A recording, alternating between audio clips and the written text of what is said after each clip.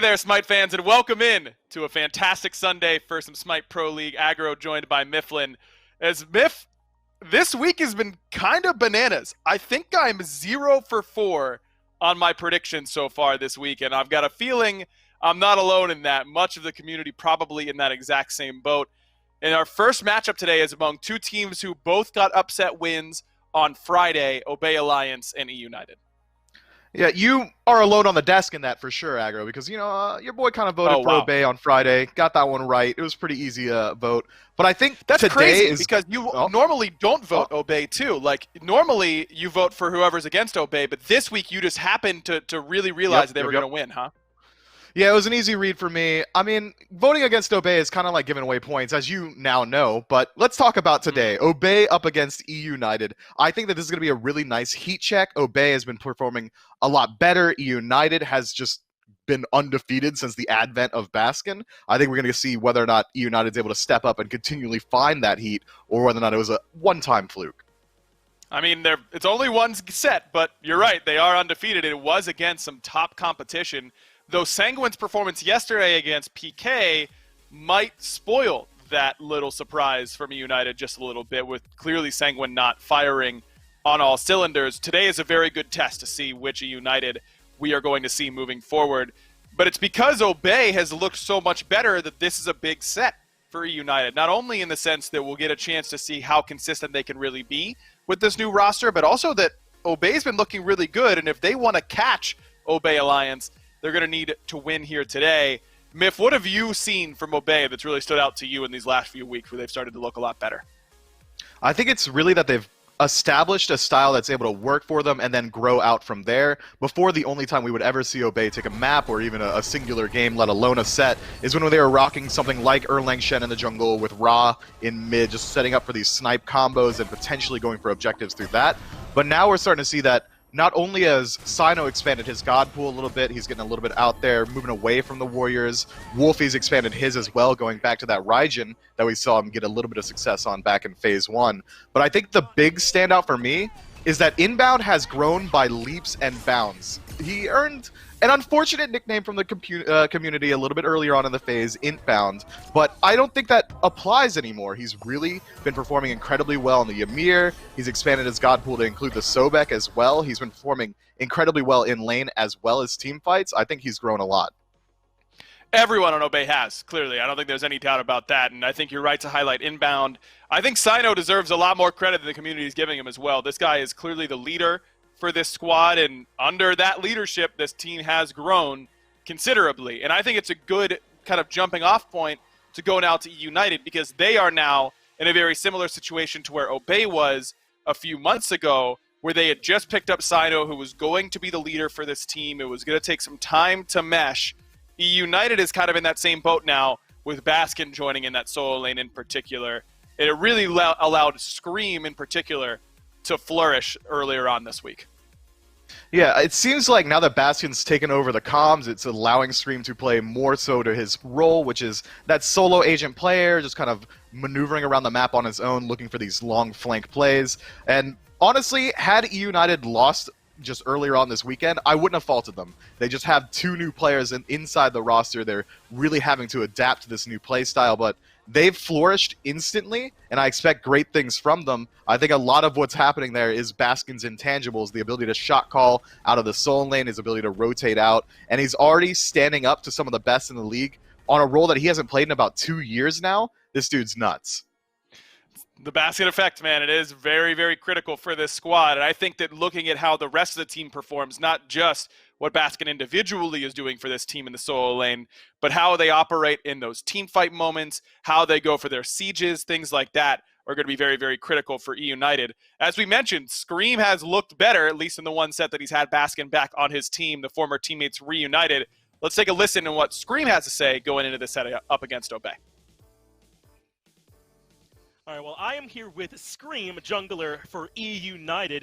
And Scream, in your first set with the new roster, it seemed like you spent a good amount of time over in the solo lane there playing around Baskin. How well do you two work together behind the scenes, and can we expect you to spend a lot of time over there? Is that a deliberate strategy for you guys? It's not deliberate, but me and Baskin, we played together a lot. we both understand how each of us work, and I think that we just work well together. We have historically, and I don't think that's going to change or anything. But I don't know. It's kind of one of those things where I just hover towards I hover towards Baskin more than I do others because I just have like so much trust in him to help win the game that it's probably more of like an instinctual thing more than it is like, oh, let me be by Baskin all the time, and it'll probably go well. I got you. Not so much a strategy thing as just maybe something that kind of happened in that game. I got you, man. I know a lot of skepticism has been directed towards some of your build choices. How do you decide what you're building kind of in the moment, and do you worry that maybe you're straying from the norm sometimes? Okay. Some of those builds, I did freak some of those builds, I will say. But, I mean, they're not like, it's not that abnormal. I mean, I built Serrated instead of Titan's Bane. They both have 20% pen. You're just trading one passive for another, basically. But yeah, I mean, my builds are fine, I think. I mean, some of them do get kind of weird. Probably not optimal all the time, but I don't think they're ever so bad. I mean, I don't know. No, I don't think so either. I just wanted to let you, kind of defend yourself since sometimes they poke some fun at it. You and the rest of eUnited are about to play OBES game coming up right now. This normally would have been a bottom of the league matchup, but you both look a lot better lately. I don't think that's so fair to say anymore. How close do you expect this match to be? Obey's shown a lot of improvement over like the last few months specifically. I think Bobby's really stepped up as a player. Like in a lot of the games, maybe like last phase he wasn't playing great, but I think this phase he's been playing like really well, honestly, like way better than he was. And I think that's mainly where their improvement comes from. I think Bobby's playing better, and I think they're working better as a unit. So I don't know. I think they'll be tough. I expect it'll be a really good match. Thanks for taking some time to talk to me here, Scream. Looking forward to your match, and good luck. Thank you. Always good to get a chance to hear from the GOAT himself, Lucas Scream Spracklin in the jungle. Next time we do an interview with him, I am asking what that extra mattress is doing, man. We're all curious. I have no idea. I got to know. But anyways, let's get back to the actual Smite game and head towards picks and bans for game number 1. Myth, Obey is a team that picks different things than most other squads. We've seen them highly prioritize Wowie's God as of late, but things like Nike for Sino in the jungle, Raijin for Wolfie in mid. I feel like teams like this are a little bit harder to pick and ban against, the ones that are picking things a little bit off the meta. Yeah, but it opens you up when you can target ban out these off-meta picks knowing that Obey really doesn't like the meta. It opens up eUnited to getting something that they would like. If they want to try and work their way into getting a Persephone, it should be easy. Take a peek at these bans, Agger, or immediately firing from the benches. Raw ban targeted out towards the Wolfie. Yanis ban obviously going for that hurry win pick. These guys are going for each other's throats. Little surprised at the Raw ban in particular, though, Myth, because Obey showed in their set on Friday that they probably aren't going to top 3 this pick, and they're usually saving it for bottom 2. I wonder if United really needed to ban that at this point, but if they're thinking what you're thinking, which is that you can afford to go for some of these target bans, they won't pick meta anyways, and then we can punish them for that on the return, those sorts of bans do make sense, and they continue along that path now with that Cupid ban for Wowie, even though Wowie seems to prefer going with that ROM first pick, just according to their set on Friday.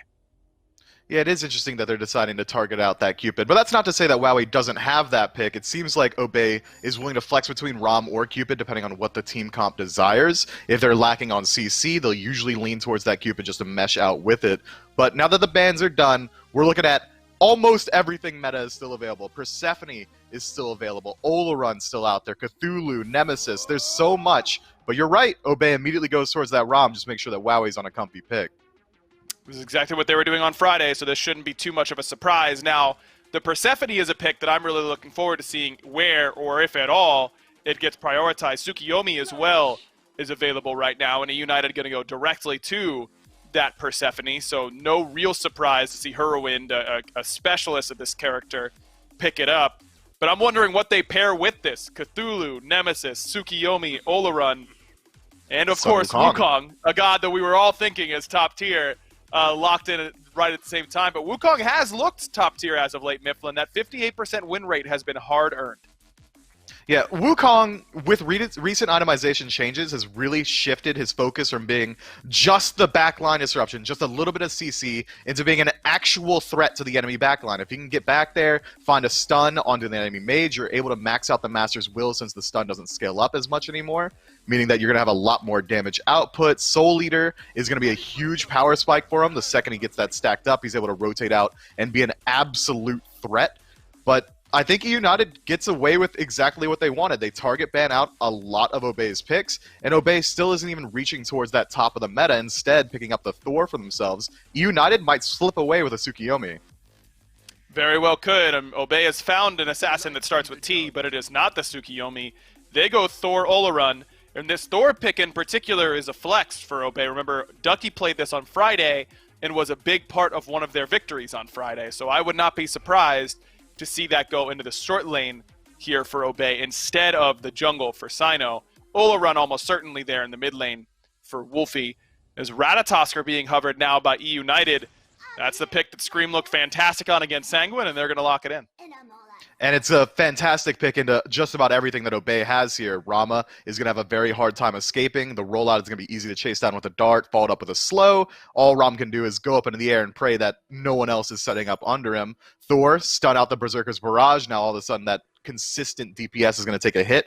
And if you're sending Olorun into mid inside that 3v3 zone, Ratatasker ults into your lane, you're going to be immediately forced into using Sanctified Field. And from there, Ratatasker can either decide to dash out with Dart and try and re-engage once Sanctified Field goes down, or continually just try and find the damage. If you don't have your beads available, you're going to get stunned now that Thistlebrush is so good at it.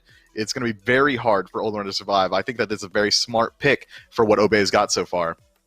And don't forget, that's exactly who they played this Ratatosker against on Friday up against Sanguine, was when Shinto picked the Olorun, Scream picked this selection, and absolutely ran the game with it. So that seems to be a matchup that eUnited clearly likes, as they take away two junglers in Erlong Shen and Nemesis. Xing Chen banned here by Obey, and now Sobek really looking at Geno's God pool.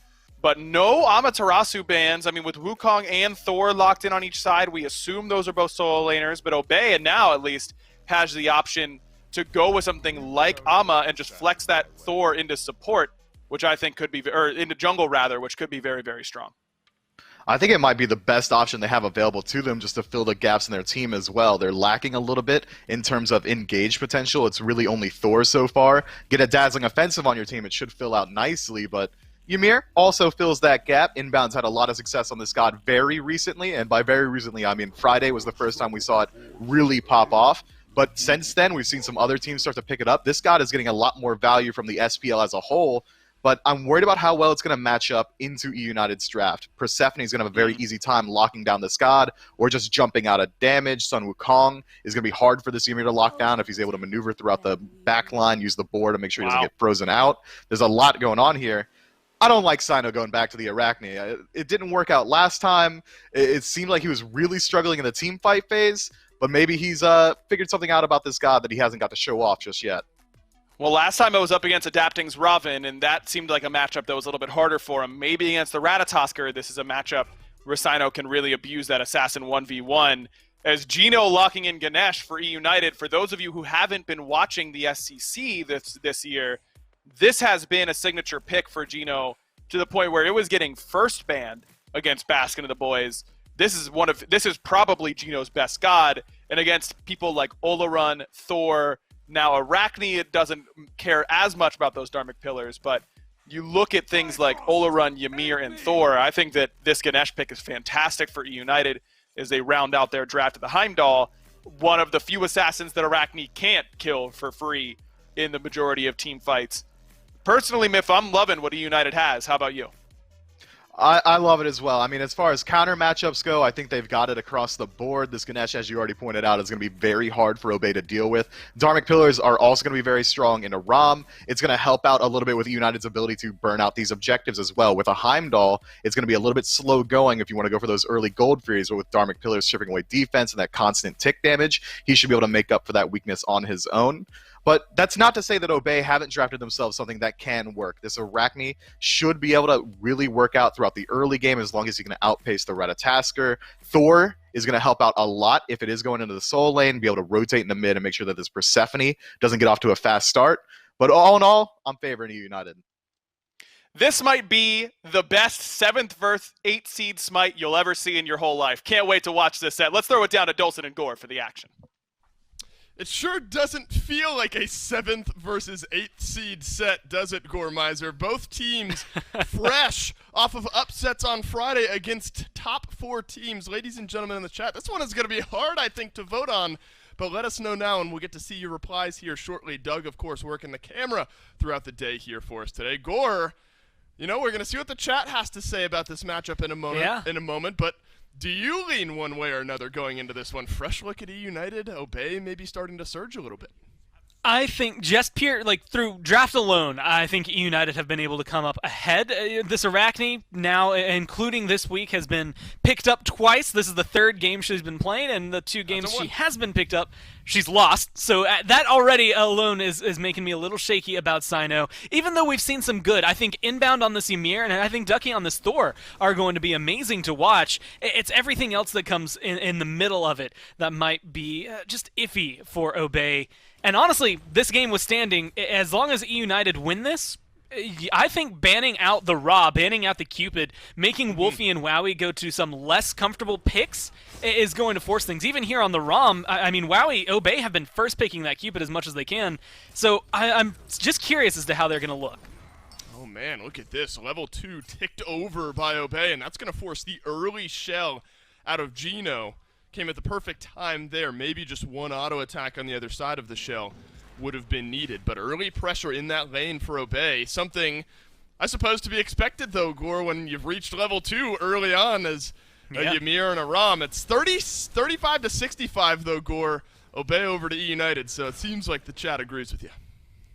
Well, again, this draft is just really solid. I'm also interested, and there's always a little asterisk next to Persephone. I feel like she was one of the top picks, top bans for the longest time, and even though this week we've maybe seen that lapse a little bit, we also haven't gotten to see her have these stellar slash lines. Her damage is normally really high up there, though, and so that's kind of what I'm expecting out of Heroine. I think both of these mid laners really have a lot that they're bringing to the table. It's part of the reason both of the first bans were against them.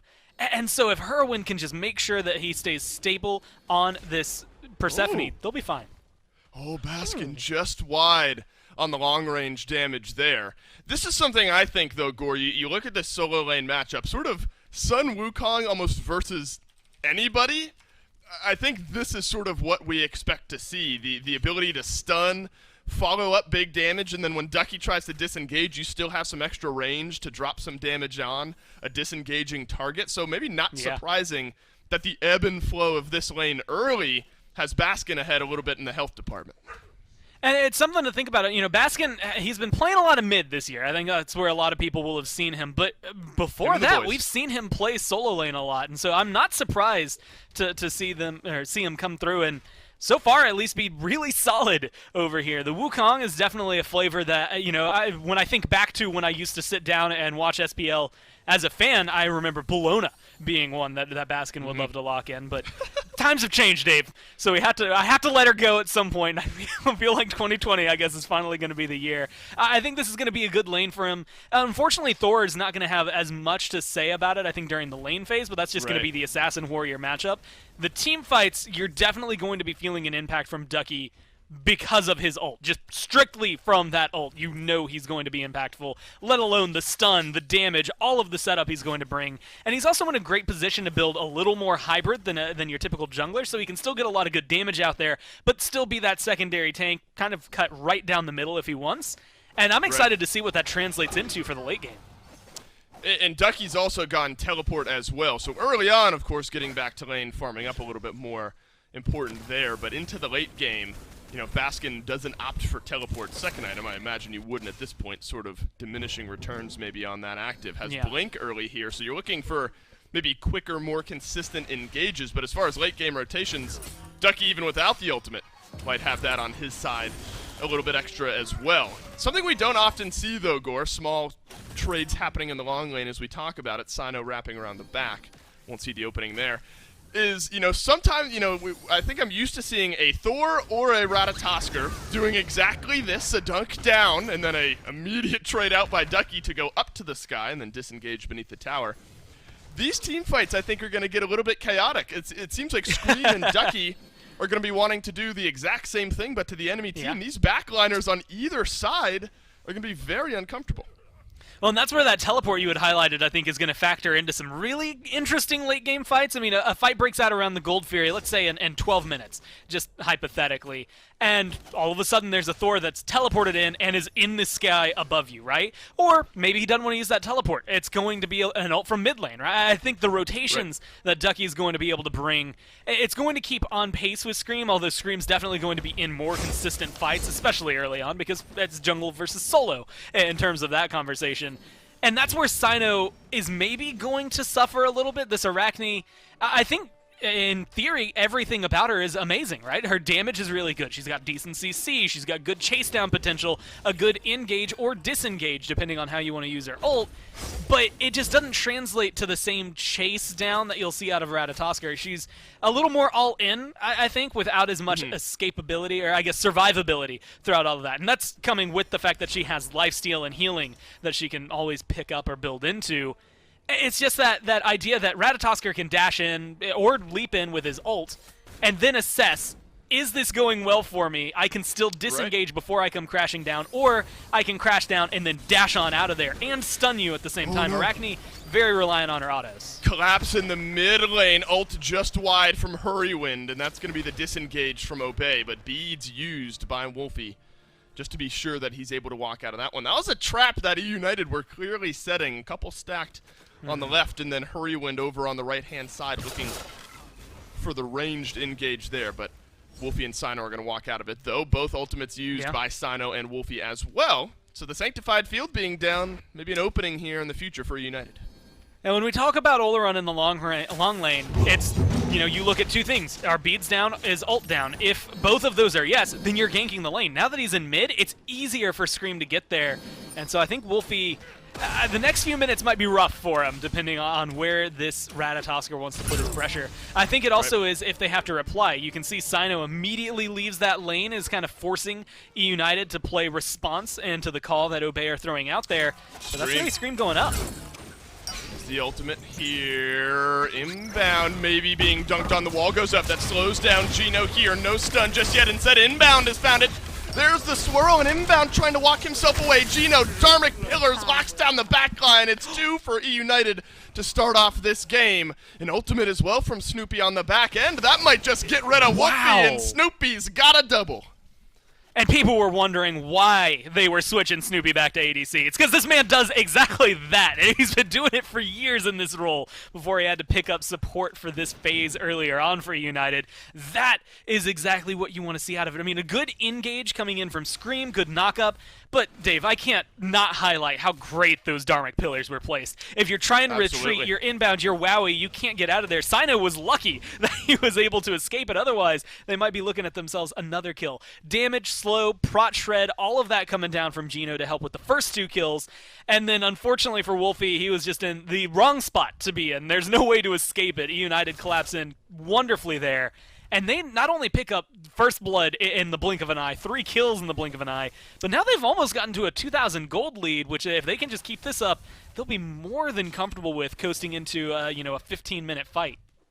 And Gore, it's a perfect conversation that we were having before that. No beads, no ultimate for Wolfie, so the Oleron just had to walk in the early game and try to find some damage. Still no beads, does have the ultimate here, but Hurrywind snags the kill this time. Inbound will detonate the ultimate. One swing will get rid of the Persephone here. So at least Inbound able to trade back, but nobody else really in range from Obey. It's a 1-for-1 in the mid lane.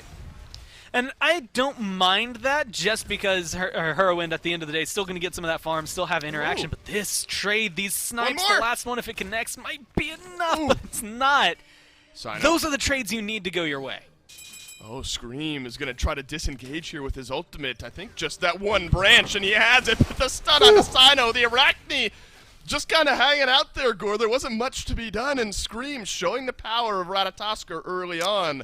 That semi-global ultimate, it'll catch up and catch you out.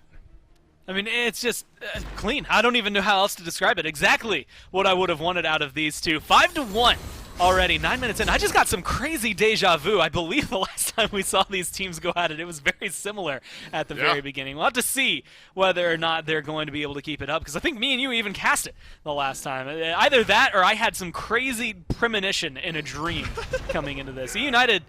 This is definitely, this is a throwable lead. That's the only way I can choose to describe it, right? You are comfortable, you're ahead, but it's still something you can lose. As much as early game kills matter in terms of pressure, it's what you can get after that. Right now, there's been some response, there's been some pickup, but no big objectives have gone just yet, right? So now that Gold Fury is maybe going to be coming into contention a little bit more and in the conversation a lot more, 10 minutes in, this is where, if you're Scream, you get a dunk down, you get 2 kills, that's what do you do afterward? Where do you go after that, and what pressure does it give you? That's what I'm looking for eUnited here. Right, and maybe this, you can't put the whole game on Baskin, but maybe this is going to be a good example of where Baskin can really help the squad, or why the squad has brought in Baskin. They've gotten out to these leads with their previous iteration of their roster, but some of the decision-making down the run is maybe where they look to make a change. Scream makes his way back over to the long lane, will dodge out none of the snipes, but doesn't really matter here. Scream saves the dash, and Wowie will fall for the second time this game. Gore, almost all of the pressure being put over onto the left side of the map. And the minute this Pyromancer Q comes through, if they had vision or anything, they should be starting up Gold Fury. Now that they've heard it, they might be able to with Scream and Snoopy over there. Persephone as well, Herwin's in the neighborhood, Gino's there as well. I don't think they're going to have much risk trying to take this objective.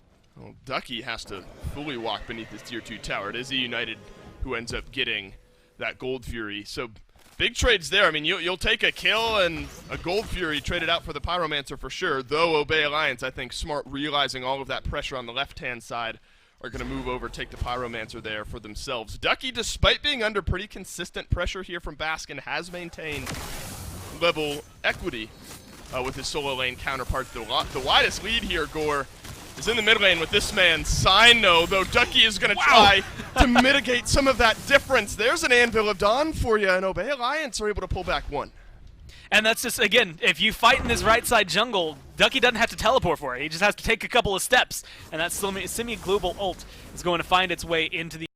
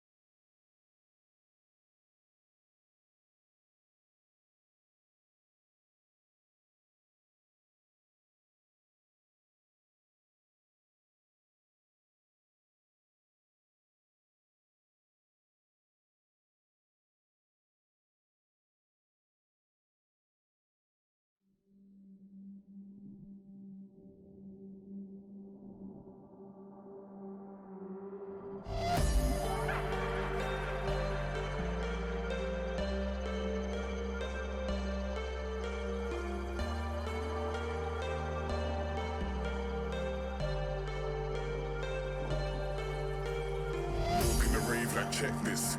Got one more for the set list. Walk in the spot and I drop one track. Know who the best is. Walk in the rave like check this. Got one more for the set list. Tell me what's going down. I can't stand it when you're so shut down. But now I want more. Now I want more. Now I want more. Now I want more. Tell me what's going down. I can't stand it when you're so shut down. But now I want more. Now I want more. Now I want more. Now I want more. Walk in the rave like check this. Got one more for the set list. Walk in the spot and I drop one track. Know who the best is.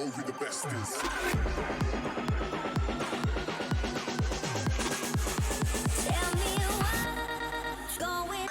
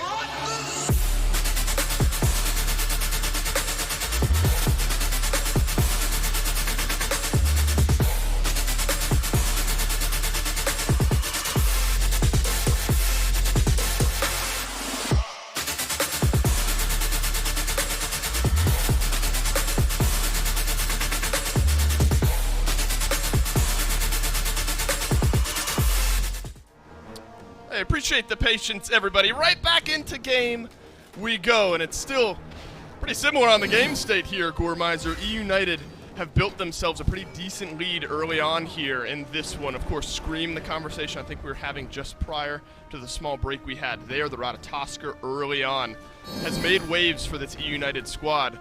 Now, over the last couple of days, Gore, a moment to talk about builds, I think. Wolfie out of this mid lane has really started, I think, to enjoy one sort of magical power item to get the ball rolling, and then moves into a little bit of something defensive after that, and Olarun seemingly no different here.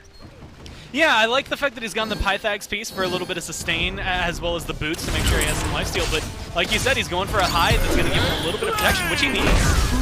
Whoa, down goes Scream, and down goes Wowie as well. Sino on the collapse, but that's going to be the crystal back from Snoopy here. Looks like a 1 for none, maybe.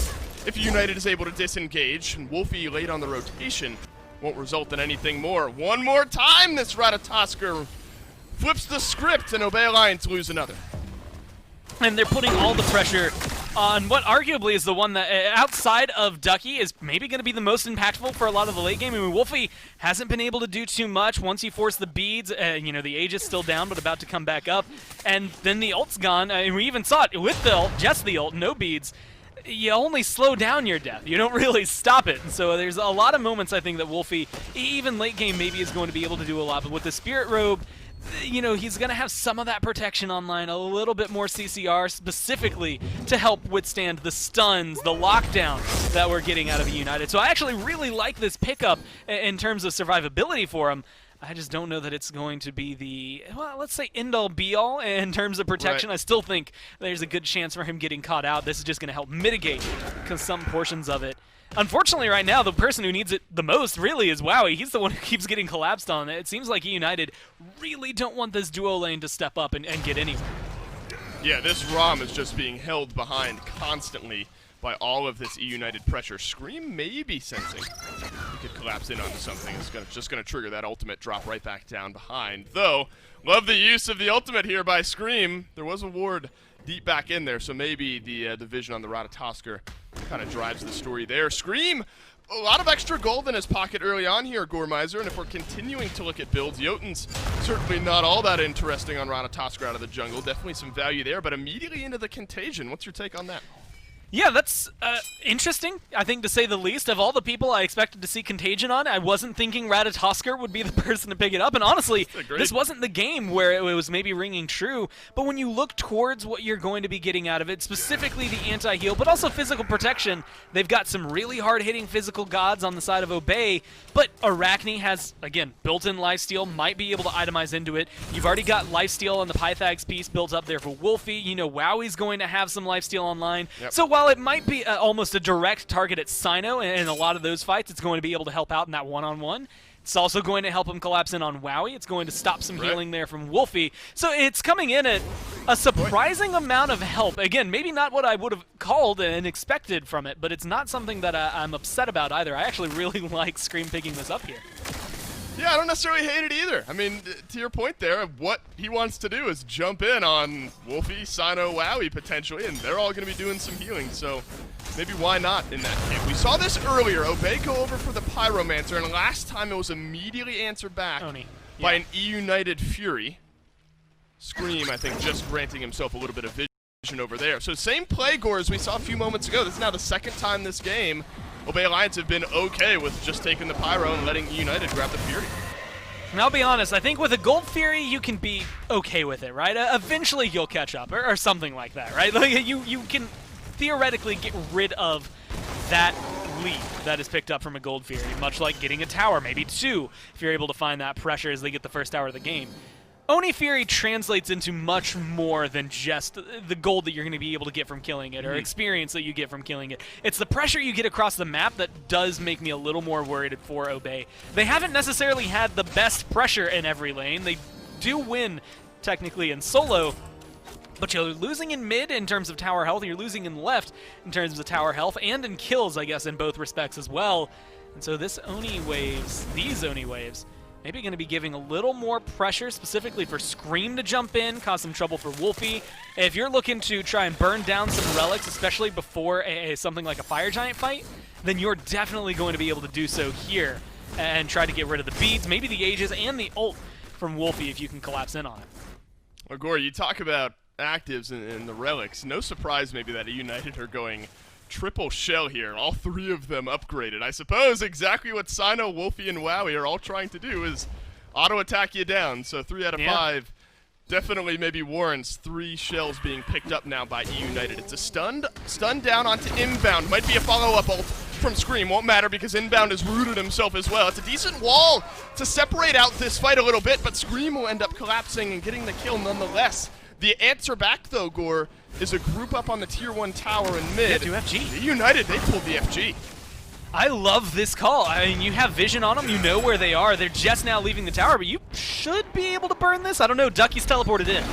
Oh, it's the up-down from Ducky. FG taken low here. You need to get rid of this Thor. Cyno has gotten rid of Snoopy, though. Elsewhere in the fight, eUnited take down the FG. Oh, no. Just wide by Hurrywind on the Persephone ultimate. Wolfie has used his as well. eUnited may be looking for a little bit more here. The chase is on. Scream blinks in, whirls around. Beads, Aegis used on the disengage from Wowie. Not enough, though, to stay alive. Wolfie, half HP beneath the Tier 1 tower. Gino's still providing a little bit of pursuit. Just a little bit of chase here, and Gore, they might have the legs to get him. Like, Baskin is not giving any ground over. Wolfie barely is going to be able to make it out of that one.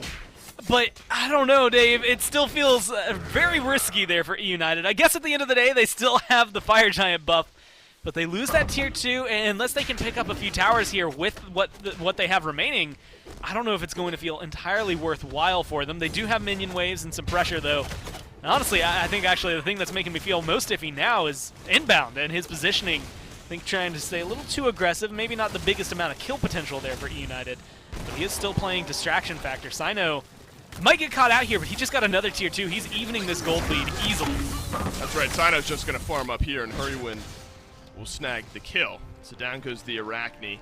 Finally there, Cyno's able to get involved, and it's really the roundabout route around the back side. The mid-Tier 1 tower goes down, Cyno around the back end, gets the kill over onto Snoopy. So still a few members that are important to have this FG buff on, Gore. Obviously you'd want it on Snoopy for a lot of these base sieges, but Baskin, Scream, you know, maybe even Gino there, able to do some good work on these towers. And the sustain they're going to have. If you're looking at your tanks being able to run in and do what Gino's doing right now, he doesn't have to stress about it. He's already tanky enough that that tower doesn't mean anything to him, but now he's going to be able to regenerate a lot of that health before they dive something like a Phoenix, which is what they're going to do right now. Oh, Gino, he's got 3 in the Dharmic Pillars. Wow, he has to answer by going up to the sky his own. Ducky maybe looking for the re-engage here. Baskin taken low. That's the Sanctified Field. Baskin so slow here, but he's going to walk his way out of the Sanctified Field nonetheless. Scream with the dash away as well. Obey have done a good enough job in slowing down this fight. Oh, it's a triple stun from Ducky. The collapse from Obey is here. It's a triple kill from Sino. You lost your Phoenix, but you might just get yourself a deicide if Scream was close by. Obey Alliance, what a fight. They can win. I mean, look how much time they have. 40 seconds, the mid Phoenix is open. They could do this. Scream, he goes back in. Sino looking for the soft quad, and he's got it. It's a deicide 20 minutes in. Obey Alliance. Gore, they're going to try to march their way down the mid. Ducky channels his teleport here. It is 20 seconds left on the respawns. You have to watch Wolfie as well to see this group up. Every time he throws out his ability, there's going to be some healing and some protections that everyone's picking up. He's maybe crucial to trying to get this done. I don't know those timers. They're under 10 seconds now, Dave. Yeah. This is going to be iffy. Maybe you just get the Phoenix and run. I think so. At this point, Snoopy, Hurrywin, Gino, even Baskin just 10 seconds away. If maybe a little bit faster, you consider it. But I think smart from Obey Alliance turned things around.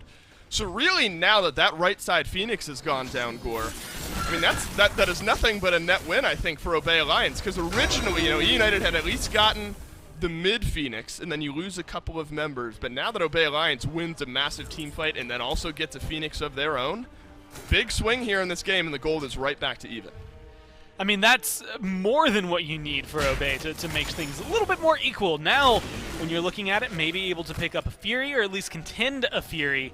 But it's Phoenix for Phoenix, still 2 towers standing for both sides, or actually 3 towers still standing there for Obey. So maybe a slight lead even, if you want to look at it that way. But I don't know, Dave. It's one of those things. You win one really big fight, a great ult from Ducky, great kills from Sino, and even though they were able to have a big turnaround, it does involve a lot of relics and ult usages from Obey, and maybe just eUnited jumping the gun too fast at 20 minutes in.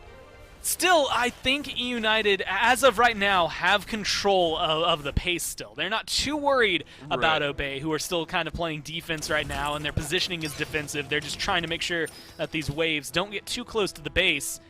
It's going to be around this Fire Giant that I think everything's decided. If they go for another haphazard fight the way that eUnited did last time, we could see Obey run right in and once again not only steal the objective potentially, but win the game off of that. Either team, especially with the base already broken down and open, can easily run that Titan down and end it in any minute. Yeah, we're 23 minutes in, already looking at the second FG fight as maybe being the one that just ends the game. Sino, a big turnaround in this one. What was it, 10 minutes ago, he had like 1,400 damage total, was at the bottom of the charts. Now at 5, 2, and 3, this Arachne has scaled wonderfully, I think, for this Obey team. Look at this, eUnited a bit split out here. Sino looking to get into the backline. Shell used by Snoopy, but Sino has to use the ultimate, but he wants to keep going in. Snoopy in a little bit of danger on the backside. Ultimate to disengage. He turns it around with the help of Scream. Inbound drops an ultimate of his own and gets the kill onto Hurrywin. eUnited looking to re-engage here. Baskin leading the charge. Right back in goes the Sun Wukong. Inbound will find a stun onto Baskin, but Hurrywin's got a kill, and so does Baskin out of the solo lane. Wolfie and Wowie able to turn around one, but it's a ROM against the world, and eUnited have won this fight. I mean, that was just so well played from them, and Snoopy maybe even more so. That is how you want to use the Bifrost if you're ever going to use it. You are going to be able to throw one down under your feet, throw one down about 10 feet away from you, just to make that gap a little more difficult for someone like Sino to close. I don't know, Dave. They've got Fire Minions. Phoenix? Again, it might just be a Phoenix and out, but they've got some good timing on their side. It's really Sino here. I mean, Sino's 15 seconds away, 10 seconds on the back end of things. eUnited, they want to walk in. They want to try to end this game here. Minions pouring in, which, here, the Dharmic Pillars dropped onto the Titan. Sino 0 seconds away. The Arachne is now back into the fight. She's going to have to walk in. Snoopy crystals his way away. Titan down to 10% HP. Cyno's got 1. Cyno's got 2. Snoopy turning around to the damage. Maybe keeps eUnited in the game. Now inbound with the freeze here down into the ultimate. Snoopy deleted. Obey Alliance. Stay alive. If you had told me a week ago that Ymir for inbound was going to be something that turned a save around for his team, I would have laughed in your face. Ymir had a 9% win rate coming into this week. He was nothing. He meant nothing. He was my second diamond ever, but he was useless in the Pro League as far as anyone was concerned.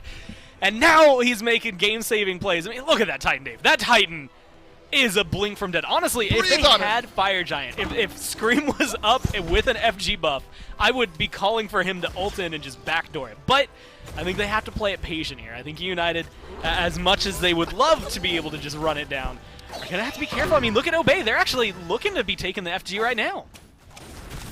Inbound is trying to freeze down on the Scream. FG, it's melting down so quickly. Ducky Scream. and Villadon up to the sky. He goes.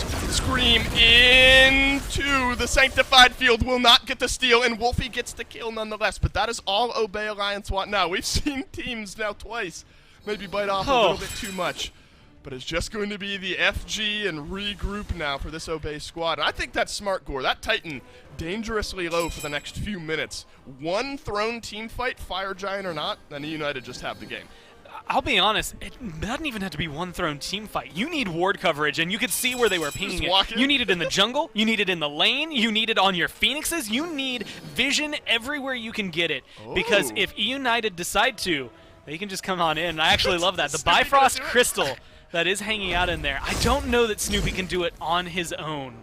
But if they lull the team into a fight, Snoopy could transport in and easily take the rest of it while Obey gets pulled away by the rest of the squad. Is he gonna? Oh, he bought a power But pod. I think he needs Scream for it at least. He bought a power pod, and there's, I mean, no way you can take this crystal in right now unless the rest of eUnited bait out a fight right in front of the base. They're gonna try. He's thinking about it. I mean, you got to get Obey to commit to a fight entirely out in front of your base. I mean, and Obey are smart enough that they're not going to maybe leave that Titan entirely open, but Snoopy really selling out for this one. I mean, at this point, he will not be a part of this fight, so if Obey can win it quick enough, maybe it turns things around here. Tense moments. Ducky hanging out just around the side. eUnited maybe just looking for a few. Up to the skies he goes. Here comes Snoopy. They're going in. Into the Titan room. Scream. Ults down onto the Titan in the back line. Obey Alliance, they overextended. That's all eUnited need. What a way to end the game. And eUnited in 27 minutes collapse in on the base and Obey Alliance. They search for the fight, Gore, but unfortunately just way too low on the most important objective. If that doesn't get your heart pumping on a Sunday, I don't know what else will. That was just, it was fun to watch. So many back and forths between it. I mean, Obey even able to open up the conversation of winning the game after what felt like 20 minutes of them constantly being put down. They finally get that Phoenix, a really good defense. Unfortunately, it did just leave them vulnerable just enough for that Titan to go down. And while it didn't die the first time, it was too low to regen. Without that Phoenix coming back to life, there was not too much hope in trying to defend it. That's true, right? I mean, you think maybe a slight throw there, but in reality, they got that Titan to a point where eUnited could just 1-2 tap it there towards the end. What a fun way to end game number one. eUnited, in this very important battle towards the bottom of the standings, are able to take game number one. Ladies and gentlemen, cannot wait for more. We'll take a quick break and then right into game two.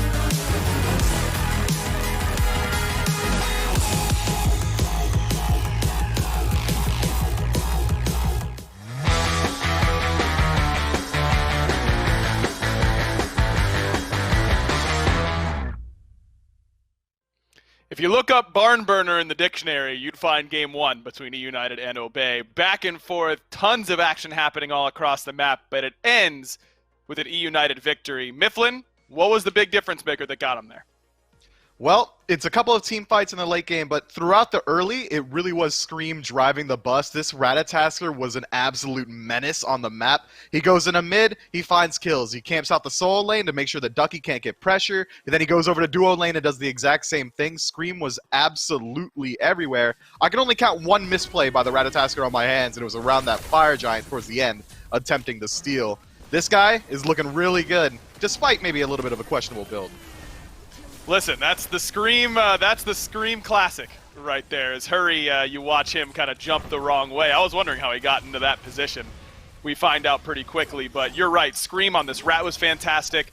Gino was very impressive on the Ganesh. Pretty much every Dharmic Pillars was really, really solid.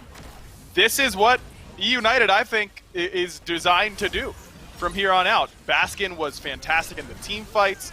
Just really was doing the Wukong thing pretty spectacularly. Snoopy had a pretty good game as well on this Heimdall, but that didn't stop Obey from being in this game. I mean, Sino had the quadra kill nearly on the Phoenix line. He looked really, really good in this game during at least the team fight phase. The early game was a bit of a struggle for him. Inbound made some plays on this Ymir. I mean, this Obey team is scrappy. They are hard to get rid of. They are. Like cockroaches in the nuclear winter, they won't let any game go down easily. I think that if Obey want to keep revisiting Assassins in the jungle, since we know that Sino loves that warrior tree, I don't think Arachne, even though he does get some miraculous plays towards the late game, is the way to go. He really sacrificed level 1 through 18, kind of forcing Obey into fighting a 4 versus 5 matchup. I think the strategy was have Ducky play out of the solo lane on that Thor, make him be that pseudo-secondary jungler, which is how it played out. He was ganking out mid as often as he could once Anvil of Dawn was up. But it just seems a little bit questionable being willing to sacrifice your jungler. I mean, 7,000 damage coming out in 27 minutes might not be enough.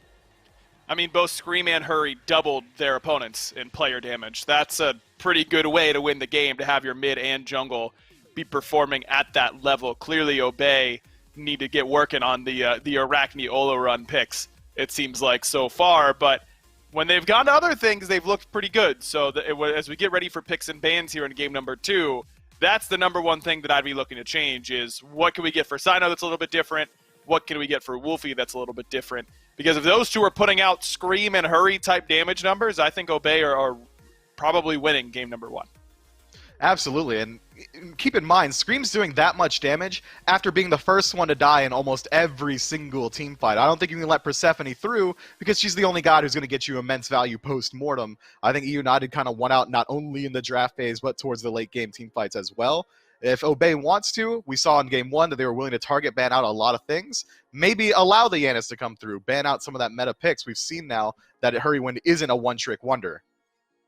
Man, I don't know. Leaving Yanis open against Hurry is very, very scary. We'll see if Obey want to do that here in picks and bans. Game number 2, they are ready right now. Obey chooses to be in this first pick position, so they get their opportunity to run back this draft. And the ROM first pick for Wowie, at the very least, Miff, I thought looked fine.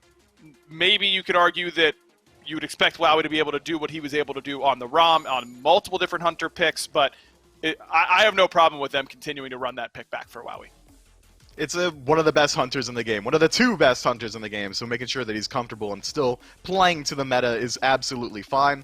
But keep in mind, Amaterasu makes it through the majority of picks and bans, Cthulhu makes it through the majority of picks and bans, Nemesis as well. I think there's a lot of places that both teams can look to kind of upgrade the individual pieces of their compositions. But so far, with bans going this way, it seems like we're going to get a run back of just targeted bans all the way through. Freya was in that exact same slot last time, Yanis again targeting out Hurrywind. It seems like Obey realized that they were pretty close to finding a dub there. If they just clean it up a little bit in the early game, they might be able to just run back the exact same draft. And I'm sure eUnited's happy to run it back because they won convincingly in the early game and a bit of a barn burner in the late. Both Cupid and Raw, once again, for eUnited, I thought they might switch it up because they did, at least in order, but ultimately the same 2 bans for them through the first few picks. Then they banned away the Yamoja, which caught me a little bit off guard. A lot of teams have stopped banning Yamoja against Obey because they haven't shown a propensity to pick it and execute on it particularly well, but with inbound's increased level of play these last few weeks, I wonder if that is enough of a deterrent to not hand that over. If I were in United's shoes, though, Myth, I mean, I'm up a game. This is the time that you get a chance to really see what the other team is going to do. I think I'd leave open Yamoja if I were United and force inbound to show me that he can carry on it.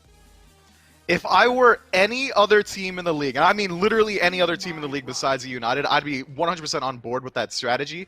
But I think Yamoja being the best god in the game right now, your standings are 1-10, you got your first win this week. I'm not showing any weakness. I'm not allowing Obey to flex anything. If on the off chance inbound does have a Yamoja, I don't want to see it because I need every single win that I can. So I agree with United just going ahead and taking away that top pick and instead going to get whatever that is that they want. And it seems like it's going to be a Persephone again. That pick is so strong, I'm not sure it's worth trading out the ROM. Can agree with that. Persephone and Wukong were the picks here for eUnited in game number 1. I'd be fine with them reprising both of those this time around, and they will do just that. Now it's up to Obey, because this is where they took that Ola run. This is where I want to see the first real switch up happen. They took Ola run Ymir, or no, they took Ola run Thor, I believe, in these slots. The Thor for Ducky, cool. He continues to play that pick pretty well. I want to see something a little bit different for Wolfie. He's been going to that Raijin when Ra has been unavailable. Wonder if he's going to do that here. Yeah, I think Raijin could fit into their playstyle pretty well. They could even look towards the Merlin to help out with some early objective burn. Both gods that Wolfie played a little bit more often back in Phase 1. But if you're practicing one pick, I think it makes sense that he wants to continually go back to it. I would like to see this switch up. The Merlin Hover, though, gives me a little bit of faith in this team. It's going to make them a little bit CC light. You're going to have a little bit of a harder time towards those mid-game 3v3 team fights. But it's going to be the Ola run, man. It's going to have to be better. It's going to have to be a lot better. The damage output that we saw last game just was not enough. Agreed. Got to be better this time around for Wolfie, but doesn't mean it can't be. It just means it wasn't in game number 1. United took Ratatosker here in this slot last time. Why wouldn't you pick this again? I mean, Scream 2-0 now against Ola run mid players. Ran the early game last game, as you mentioned. If they aren't going to show you that they can beat it, keep picking it. I think it's the right call, and I know that you are a fan of just sticking with the Ratatosker when possible.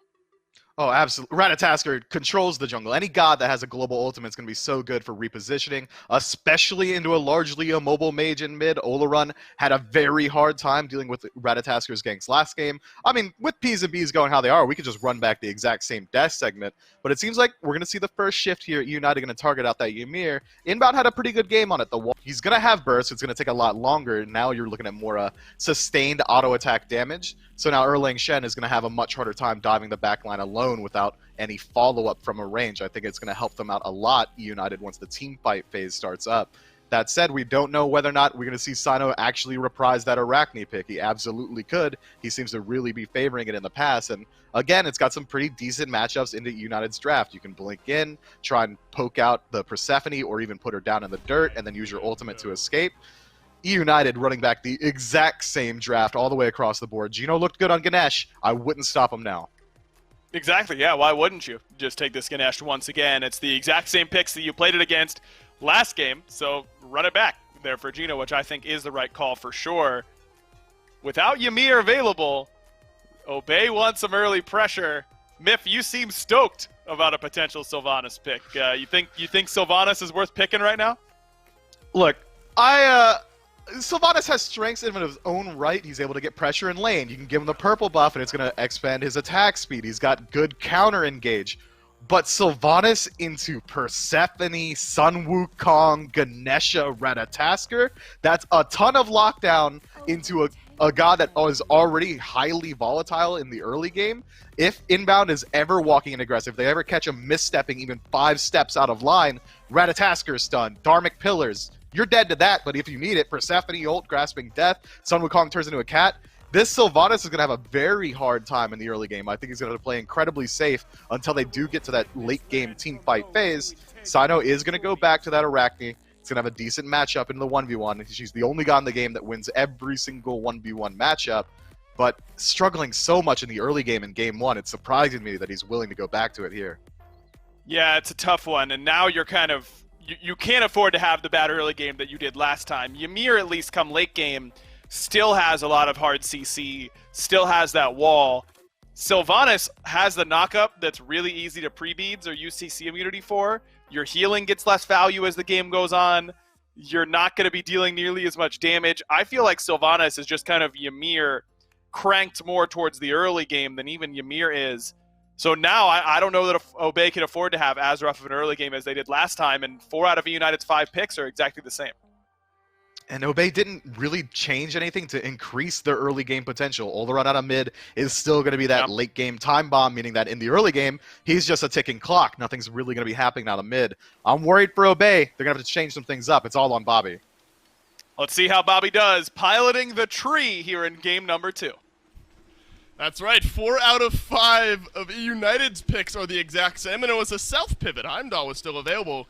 Instead, Gormizer over to the Ho Yi, and Obey Alliance, the same story for them, minus the self-pivot. Inbound is the only change from their Game 1 composition, piloting the Sylvanas this time around, and not a pick we get to often see out of that support role. I love Sylvanas. I'm going to preface preface everything I'm about to say with that. But I feel like he has been picked almost. Yeah, they are some of my favorite supports, and I think that both of them are going to play more or less the same role here, which unfortunately is not maybe as much setup as it is peel for the team. I think especially after the way eUnited played last game, this feels like Inbound is not maybe pulling for his team, he's pulling away from his team. He's not necessarily rooting to make sure that there's some great shots maybe for Ducky or for Sino to close the gap, but to keep them from chasing down Wolfie, right? It feels almost defensive in nature, but it does give them that extra bit of healing. The problem I have is that, with less healing, maybe more targeted healing from just Wolfie and Sino last game, Scream was perfectly fine going Contagion. I won't be surprised if he goes it again now that there's actual healing on the board from the Sylvanas. Well, talk about early game. Scream is making his way over to the long lane. Dash is there, so is the stun. Inbound has to walk away. Heal is popped this time around, and Gormizer looks like it is just enough to keep Inbound alive, but Inbound and Wowie have lost effectively all of their HP. We knew this would happen with another Ratatosker pick here for United.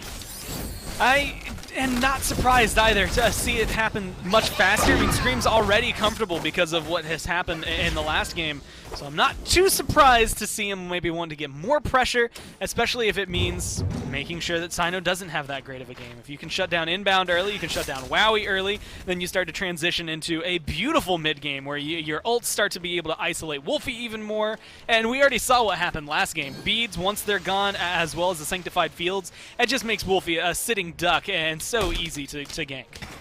Sino working over towards solo lane, won't search for any more there. Just gonna make his way away. Do you like the pivot though, Gore? I mean, again, it's a self-change here from eUnited. The Heimdall, I think, definitely a great game there from Stoopy. Impacted largely due to some early pressure from Scream. More of the same here in this lane, trying to put Inbound and Wowie behind and get Snoopy out ahead. Is the Ho Yi a good pivot, do you think, in your mind? I like it here. I think it's going to be able to hold its own, and that's maybe more important. Heimdall can. He's very difficult to lock down, and he's very safe. We saw several times where I felt like Snoopy got out of engagements he shouldn't have, and this might be another one. Yeah, Snoopy doesn't have to use the ultimate this time around to disengage and set extra damage there. Just has the leap away should he need it on his own volition there. Nice ricochet for some extra damage onto Wowie, though this score is what I think was missing from the Obey lane, or one thing that was missing, rather, from the Obey long lane in game number 1 was that extra built-in sustain. Look at everything. I mean, full health on Wowie and now Inbound after that early pressure from Scream. It looked like there might be a first blood. And instead, in the health department, this Sylvanas has kept Obey in it. Well, and the other thing that Sylvanas brings that you're not going to get quite as well from really any other support over there, he's got AoE autos. He's one of the only ones, in fact, the only one that has it, so he's going to be able to give you that lane pressure. The only person outside of Rom that maybe pushes a lane harder with a Sylvanas is going to be someone like Izanami, and she's not going to translate into the late game the same way Rom does. So I like the pickup here for Obey altogether because it does stop Gino and Snoopy from getting off to the same role. I think it's another reason Scream might have to pay a little more attention over here to maybe help his duo lane out. But last game they had no issue turning things on its head for Obey and making them have a bad game on this side of the map. I won't be surprised if in a few levels it starts to happen again. And Inbound definitely has that kill pressure. I mean, the same style that Sobek would have, of course. I mean, a pull, I suppose, instead of a pluck. And Sylvanas rooted, and Sobek kind of puts himself in the face of danger, so definitely something you have to consider there. Both support score opting for the sprint this time around as their first active, but I think an interesting twist is that Inbound has fully upgraded it. So instead of moving into Tier 1 boots early, Inbound has gone fully upgraded sprint, so maybe a small advantage there in the market. I mean, it will, again, if I'm looking at trying to run away, this is going to absolutely help them run away, but I also think having the haste maybe is going to be helpful for Inbound, more helpful for Wowie whenever it hits, and Wolfie, and Sino, right? So the ganks are going to be very crucial for Obey, and I think that's going to be the big play towards the mid-game. I mean, it's kind of interesting to see him level it up this early, maybe expecting more out of Sino than what we've gotten to see. You know, he's been able to go back, potentially even put that off for at least after boots. But either way, we'll let him see how it plays here for Sino, because that's the one that I think needs the haste maybe the most this early on. He didn't really get a lot done last game, and I say that knowing he had a good triple kill, but a lot of it's set up by his team, right? He's able to come in, do the assassin thing. His damage wasn't that high, and before that and after that moment, didn't really do anything that made this Arachne stand out. So maybe this is going to be the upgrade that the team needs to make sure Sino can have that performance they desperately think. Right, and to that point, I even think of like one of those mid to late game fights over on the eUnited side, right around that Tier 2 tower on the right-hand side of the map. Sino was desperately trying to get onto Snoopy, and Ultimates exchanged everything just to try to lock down that Heimdall, and Snoopy's still able just to sort of walk away here. Can't say the same for Baskin. That's an ultimate, a stun, Somersault Cloud, yes. Wolfie hanging around the left, Ducky and Sino around the right. Blink in, but it's a sanctified field, and the knockup, and the first blood over to Obey. Wolfie getting started a lot earlier than he did in Game 1. A great start for Obey. I don't think I'm stressed, though, if I'm eUnited there. You get 2 ults for 1 kill, and now you're able to try and re-aggress back into them, knowing that Ducky can't rotate in and make a big impact, and Wolfie loses one of his big safety mechanisms here in the mid-game, or I guess early game still, since we're 6 minutes in. This is one of those moments that you get a benefit, but the investment for it might end up hurting you in the long run. It does depend on how eUnited can play these next few minutes. Now that Scream and Whirlwind have used theirs, feels a lot better for Obey because they didn't get any sort of clapback from eUnited at all. They do have the 500 gold lead, maybe as to be expected here 6 minutes in. But it's these next few minutes where I kind of agree with you here, where it was when Scream had hit that level 5 and beyond mark, these Through the Cosmos, the big ultimates from the Ratatosker, is where that early game really spiraled out of control for Obey. Wowie and Inbound, I think, have to be extra careful about some of that pressure that we saw Scream put on the left-hand side of the map, returning that favor here in game number 2, because the composition's largely the same, so the same threats are definitely there, and the same weaknesses maybe there as well, outside of maybe Inbound. I think important, though, for Wolfie, we talked about it being a little bit of a climb uphill for Sino to get involved in game number 1. I think Wolfie as well. I mean, Olaron obviously doing better into the late game, and, you know, the mid-20s is sort of where game 1 went. But right along Sino on those damage charts in game 1 was this Olaron as well. So similar build to start off here from Wolfie, similar composition you're fighting into. I wonder if Obey maybe make any changes in that department to try to make life a little bit more comfortable for this Olaron. That was part of the conversation, we were having between games, was looking at it and saying, he didn't get a lot of damage done for Wolfie, but he was forced into a lot of early defense. I mean, a Spirit Robe early on because of how eUnited were playing. As of right now, he hasn't been put under enough pressure, I think, that he needs to build that. He could probably siphon one more damage item in before he has to scurry into something defensive to try and keep him alive a little bit longer, especially because you have Inbound now on Sylvanas, who's going to be able to heal you up. Hello, Baskin, says Ducky. Somersault Cloud, and not in time. Wow, Baskin, between the Tier 1 and Tier 2 tower, you are not expecting that at all.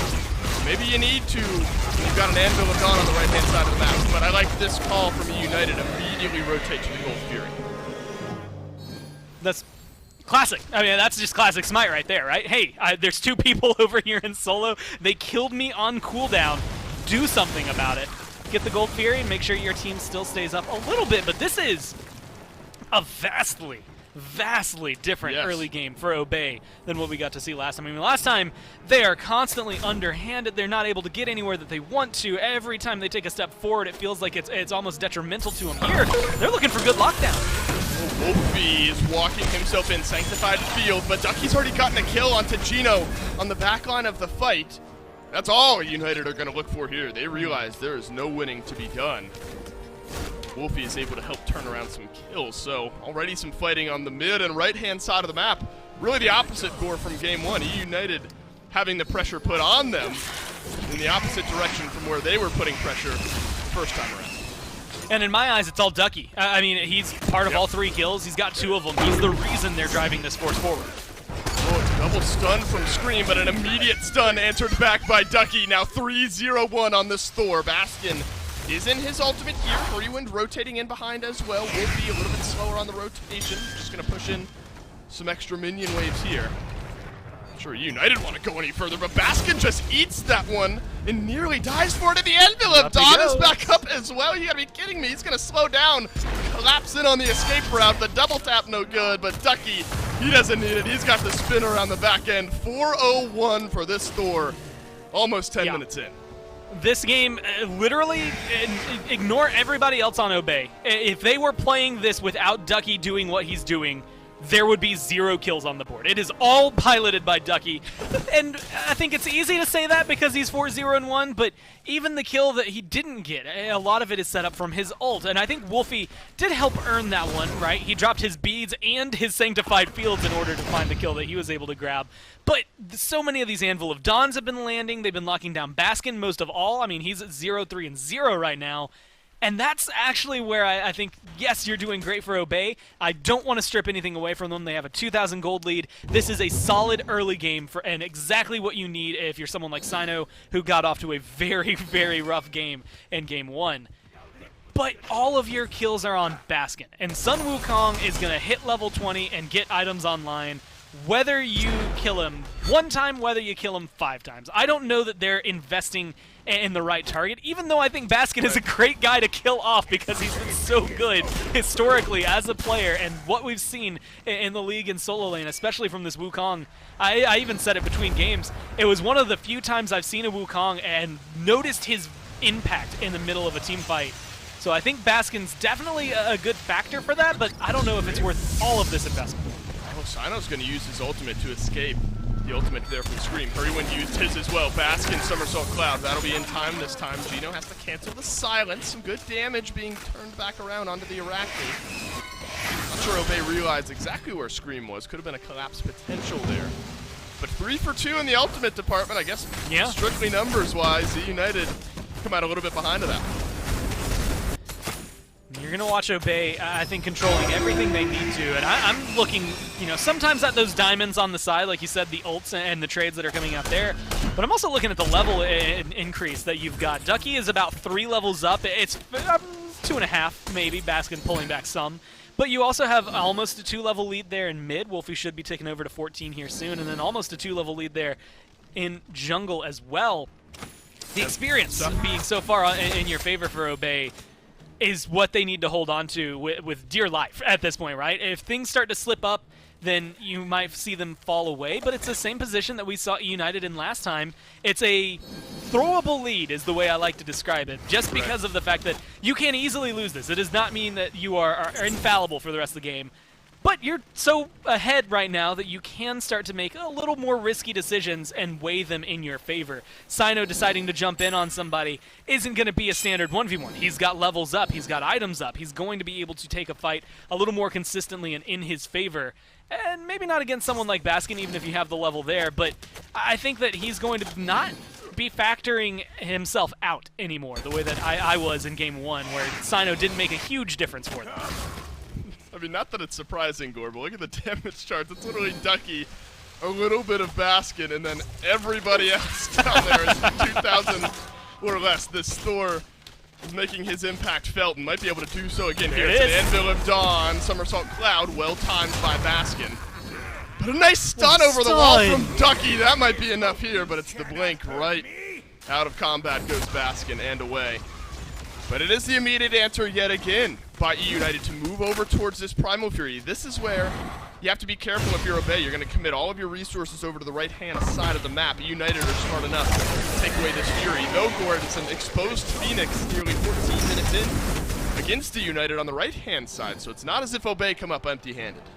Yeah, I mean, they've got 3 towers throughout all of this. That's where most of their gold lead has come from, more than these kills, really. they've lost 2 of those Furies. If that was an Oni Fury, then you start sweating a lot more about it, I think. But the fact that it's Primal, that one's a little more worthwhile to lose. But you have to do something more substantial. Again, somewhere else on the map. Killing Baskin for the 4th time doesn't mean a lot. Sano, he wants Snoopy here. Oh, the ricochet is massive from Snoopy. Scream has done some good damage as well. Gino drops down the Dharmic Pillars to separate out this fight, but Wolfie will drape over the Sanctified Field onto Freewind. Ducky joins the fight, though, and that's a bad sign for eUnited. Wolfie will turn his head, and the kills tick over to 6-0. The team fight even now being impacted by this score. Obey Alliance starting to widen that gap. Seriously, at this point, I'm having trouble talking about anything that's not Ducky. I just think he's part of the, that's the fair, major right? part of this that is coming through. I will say Inbound has had some really good setup, though, and maybe hasn't gotten the shine as true as you get to see with a Ymir, where it's very obvious, but I do think that having this Sylvanas has shifted things much more heavily in their favor. So Obey being able to at least control this portion of the game, they have a little bit of extra protection and healing early on.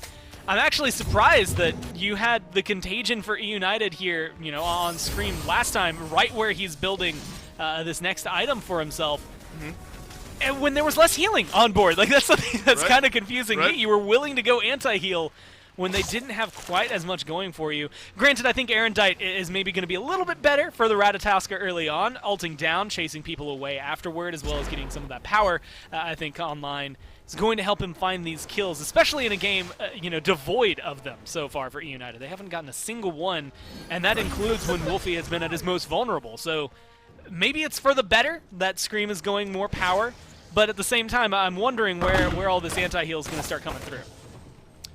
I mean, Gord, if I'm just zooming out here, I thought it was very risky for Obey to not only allow eUnited to draft effectively the exact same composition or style of composition, but also go for almost the same exact style themselves. And the real difference maker, I think, is where this pressure has been placed through and through and through in this game. And, you know, we've talked kind of ad nauseum about how Ducky has gotten this lead. All the pressure has been on the right-hand side, but it's then, you know, even if you don't get this kill onto Baskin, now Ducky is free and clear to rotate out, make use of that Anvil of Dawn in these other fights. Almost exactly like we're seeing here. Gino caught out, and that's going to be a killing spree for Wolfie. Dharmic Pillars won't save his life there. Unfortunate, no Fury to be had. But now you're down to support. Obey Alliance is going to continue. This is kind of a slow burn here from the squad. I mean, they just have control of anywhere Ducky is on the map. And honestly, sometimes you don't even need Ducky to be there. I think they've gotten enough of a lead through the rest of them that they can do exactly what they're doing. Grouping up, taking towers. Baskin finally finds one, but you've lost 4 in the meantime. In 16 minutes, that's insane map control from Obey right now. And they don't even need this kill on the Snoopy. I don't think Simon has to commit to this. If they get this tier 2 tower, they're so far ahead in terms of map control that Phoenixes are easily going to be able to fall down and be found. Just off of one Fire Giant fight, you could potentially find Obey winning the game. Well, Gore, I mean, again, you don't get the kill onto Snoopy, but it's ult and beads and shell that Snoopy had to pick up here that are now missing. Baskin is going to knock down the tier 2 tower, but at what cost here, depending on whether Ducky can chase down the kill or not, he won't look for any further with the Anvil of Dawn onto cooldown. It's early, Gore. I mean, we're 17 minutes into the game, but you're starting to look at the type of lead where maybe Obey Alliance are feeling comfortable looking towards a Pyro, maybe even an NFG. Well, you call it, and they see it, and they're going to go for it. But I don't know, with all of eUnited still up, yes, you have a lead. I don't know if it's this big of a lead. In goes Hurrywind, though, because of inbound. FG taken low, no steal attempt corrected from eUnited. Well, right, there was a moment where it looked like eUnited were going to work their way in, maybe attempt some sort of steal, some sort of takeaway. That's not the case. That is a steep uphill climb now for this eUnited squad. Already exposed Phoenixes, and that's the importance, I guess, Gore, of taking the tier 1, tier 2 in both left and right lanes so early on in this game, is now this push, 18 minutes in, becomes so much easier for Obey, and eUnited are going to be hoping their siege defense can stand the task. This is where things get really awkward, though, because, you know, I keep looking at this, especially with the control they've had. It almost feels like they should be up 10K, 12K. It's only 4,000, just a little over, that's separating these two. And that just feels awkward to me when it comes down to it, right? I mean, you have something that feels like it should just be so massive, and in other teams' hands, we've seen it be absolutely dominating. So for Obey, I'm very happy. This is a great lead for him, but I'm still nervous about it no matter what going into it. They're still in that position where one bad team fight could just trip you up. Although, you know, eUnited were in the same position last game. They were still able to find themselves the win. So as far as aggression goes and sieging goes, they will definitely have an advantage on the side of Obey, taking everything down. I mean, towers mean nothing, and they're all gone 19 minutes in. Not something you get to see too often, but Phoenixes, I think, are going to be even easier here if they get the right pick. I wonder how eUnited look to play this. Kind of double pivot there between Baskin and Scream. It's a 2-3 split for Obey. They're going to send Sino onto mid as well. Scream takes so much damage. Almost down to half thanks to Ducky. That's going to open up the door just a little bit. Ducky doing just fine, tanking up this Phoenix. Going to get stunned, but he's on the outskirts of most of the damage and will take his hammer out and away as well. It's really that left-hand side where a lot of this damage is going to get done if Wowie is left unchecked. And Gore, these Oni minions, that's maybe the big difference maker once those start to waltz their way in. Now, they're already there in mid, so that's going to give advantage over to Ducky. I think we should see them clear him up, no issue, but Ducky's in a good position. Oh! Hello, Anvil of Dawn. Scream dunked on here. Ducky decimating the Ratatosker. The snipes were there from Wowie to provide a little extra damage. Wolfie's used his ultimate, though, as well. Lots of utility now down for Obey Alliance. He's gotten a kill, but you haven't gotten this Phoenix just yet. Maybe this next push is the important one. No Ratatosker to re-engage on the fight. Gino knocked up, but stays alive. Oh, but inbound from range. Finishes off the kill there. Sino full-on retreat as Baskin tries to re-engage. Ducky gets the kill onto Snoopy nonetheless. Left side Phoenix will fall. And now I'm looking Oni minions coming in on the right-hand side as well. Even if you can't aggress into the Titan, you have pressure enough to find at least one more Phoenix here for Obey. Plus all that sustain we've been talking about. Scream's going to come up and have his ult, but I mean, a 3v5, I just don't feel it here for eUnited. This is looking so good for Obey, and we're still only 20 minutes in. Oh, Scream with a last-ditch effort is going to find the ultimate, but what a read by Ducky. The wall comes out right as Scream drops down. The right side Phoenix now falls. Fire minions getting closer on the left-hand side of the map, but not just yet. Obey Alliance cautious here. He might just rotate towards the mid and make it a full 3-for-3. At this point, it feels like everyone's benefiting from Ducky. He's up in the sky again. He's going to drop right back down onto Gino. This might be the end of it here. 21 minutes in, Ducky will notch his 8th kill of the game. Finally, Baskin gets on the board, but it's been 21.5 minutes. Is Ducky going to die? No, he won't. He'll dash away. And Obey Alliance will dash away as well. 8-0-4 on the store. 100% kill participation. Gore, sometimes you'd think these are like the easiest games to cast, but it's just been Ducky from the onset, so at some point it becomes difficult to say anything else. This man has been doing it all, the setup, the knockdown, and even in game one, despite Obey losing, I mean, think of that 3-man stun underneath, right in front of the mid lane Phoenix in their own base. That set up the triple kill for Sino. This Thor pick is something now I think teams need to be cautious of over to Ducky. Everyone on Obey is benefiting from his quacky goodness, is what I'm going to call it. Ducky's aura at that point. I just like, I mean, it's got Sino 10 assists out of 12 kills. He's definitely been there for all of them. You have Wolfie picking up a lot. Again, Wowie maybe being important through this team. Him and Wolfie because of their objective shred. And it's just so difficult to make anything happen, I feel like, if you're eUnited, because you're constantly worried about this dunk. It's something that we've seen, you know, prior to being dropped from the team. Solar Troll has run this over in the solo lane. We've seen a couple players pick it up, but this might be the best performance we've got out of a Thor in the solo lane so far. And now this Fire Giant. eUnited are grouped up. I just don't know if this means anything. In fact, if anything, it just puts you together for Ducky to slam down on you and set his team up. Ducky will take advantage. Obey Alliance positioning themselves for sort of the traditional cleanest win you can have here. SMITE inbound slightly low, so early damage trades going the way of eUnited, but Wolfie has something else to say about it. Scream falls for the 4th time this game. Ducky's found the backline, and Wowie's found a kill. Snoopy is not longer for this world. Ducky's divine. Obey Alliance is as a result as well. Gore, this is looking like Obey marching on in and maybe just taking the game. I mean, if they're not able to pull back one throughout all of that, yeah, you've got fire minions galore. He's still going. Heroin trying to chase him down. Is he going to live? Oh, he lives. He survives. Ducky, I think, has maybe done enough to survive the game deathless. The Titan will fall here. Gino cannot say anything about it. Obey Alliance have tied this set. And on to game 3 we go. What do I say? Post-game, it was Ducky. And just go back and watch the game from Ducky's MVP perspective. Igor? That's all you needed. He's the only one driving kills. He's the one driving the objectives. He's the one driving Obey forward. I think everyone on the team ends up having a good performance, but your good performance is made excellent and turned into a win because your solo laner makes such crucial early game rotations, made things so much easier for Obey through that first 5 minutes, where in game 1, that's where eUnited dominated. Well, both these teams were exchanging blows. We get a 20-something minute game 1, a mid-20 minute here in game 2. The thrilling conclusion of eUnited versus Obey right after this break.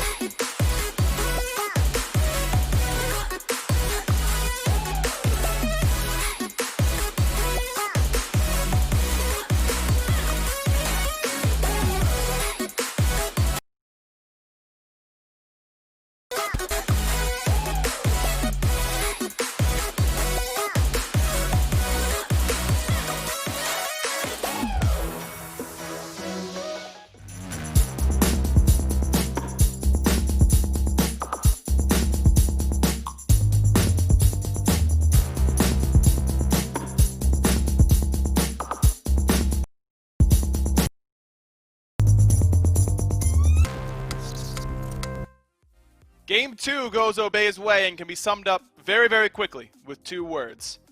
Ducky Diff. It was the solo laner for Obey who hard carried that one, Mifflin. And as per usual, before you start going off, yes, Sino spending a lot of time on that right side of the map. The jungler sets up every game plan for every team in every single game. It's the most important role on the map. Sino had a big part in this one, but at one point, he turned around and handed the ball off to Ducky, as Dak Prescott should be doing to Ezekiel Elliott all the time. And Ducky ran with the ball and got a touchdown. Oh, you know what? Who had the ball first? It was Sino. I'm glad you highlight that. But yeah, let's go into it. It is a Ducky Diff. You took the words right out of my mouth. And it's almost like a direct call out. Hey, Baskin, you think it's going to be that easy to come back to the SPL in a new role?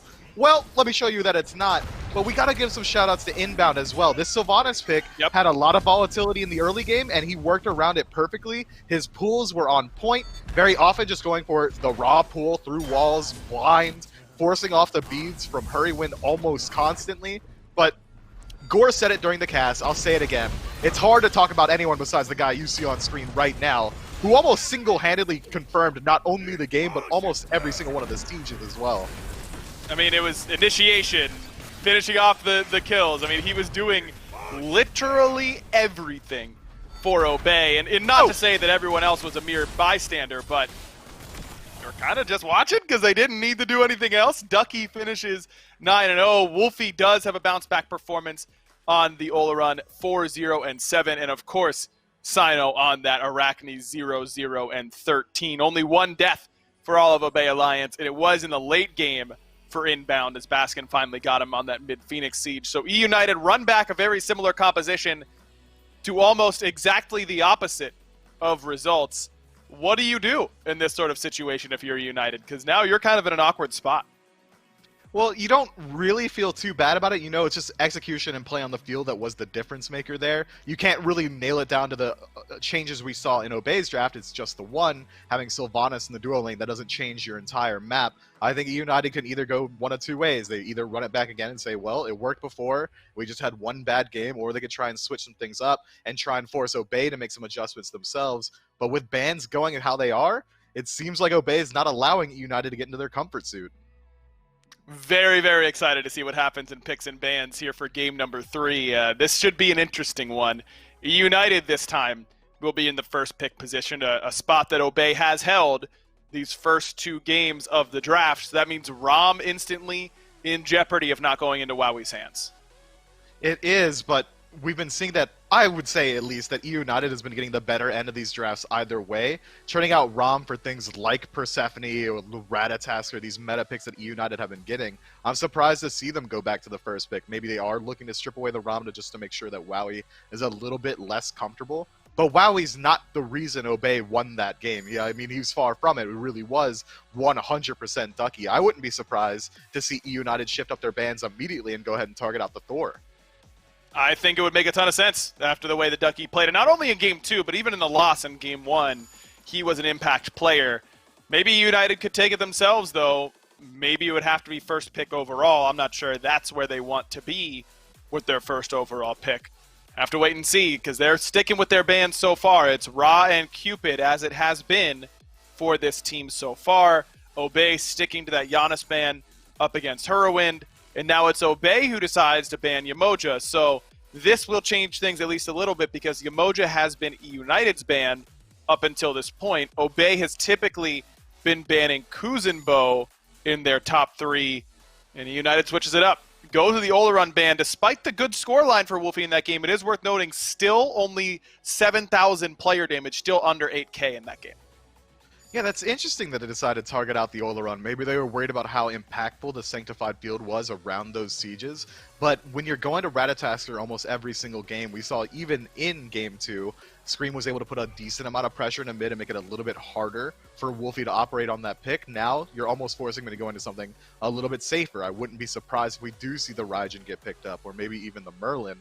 But eUnited picking up Kuzenbo for themselves. This fits Gino's playstyle to a T. He's going to be able to play aggressively. He's going to be able to get into that front line, disrupt the back line, and play this almost secondary jungler. Top damage, Kuzenbo, pop thorns, don't hit me or you'll regret it. I really like this pick for United. That does leave open the ROM, and you know Obey is going to be taking that right away. Persephone is the guy that I'm looking to see if Obey is going to take, because now this Oleron pick that Wolfie has been going to is banned. And Hurwind has looked pretty good on this Persephone in this set, my money. But the war is still open for Ducky, and I feel like this is almost better. Yes, you're giving up Persephone, the mage, to have to give up. But when Ducky has a game 2 like he just had, I think you feed the hot hand. I love it here for Obey. And I don't think there's really any reason for Obey to be fearing the Persephone right now. On paper, one of the best mid laners, as you highlighted, but Hurriwin has not particularly impressed me on that pick just yet. The positioning seems to be a little bit off. He seems to be one of the first people dying for his team almost every single engagement. Even the Grasp of Death in the mid game really wasn't connecting either, so I think Obey are very comfortable allowing United to try and reprise that pick for themselves. Picking up the Thor eliminates the idea of it getting stripped away. You know Ducky's popping off, make sure that he's back on that comfort pick. Wowie, again, getting the Rama for himself, absolutely going to be comfortable. Obey shouldn't be looking to switch up their draft. It worked out perfectly. If you only have one death in an SBL game, I mean, run it back.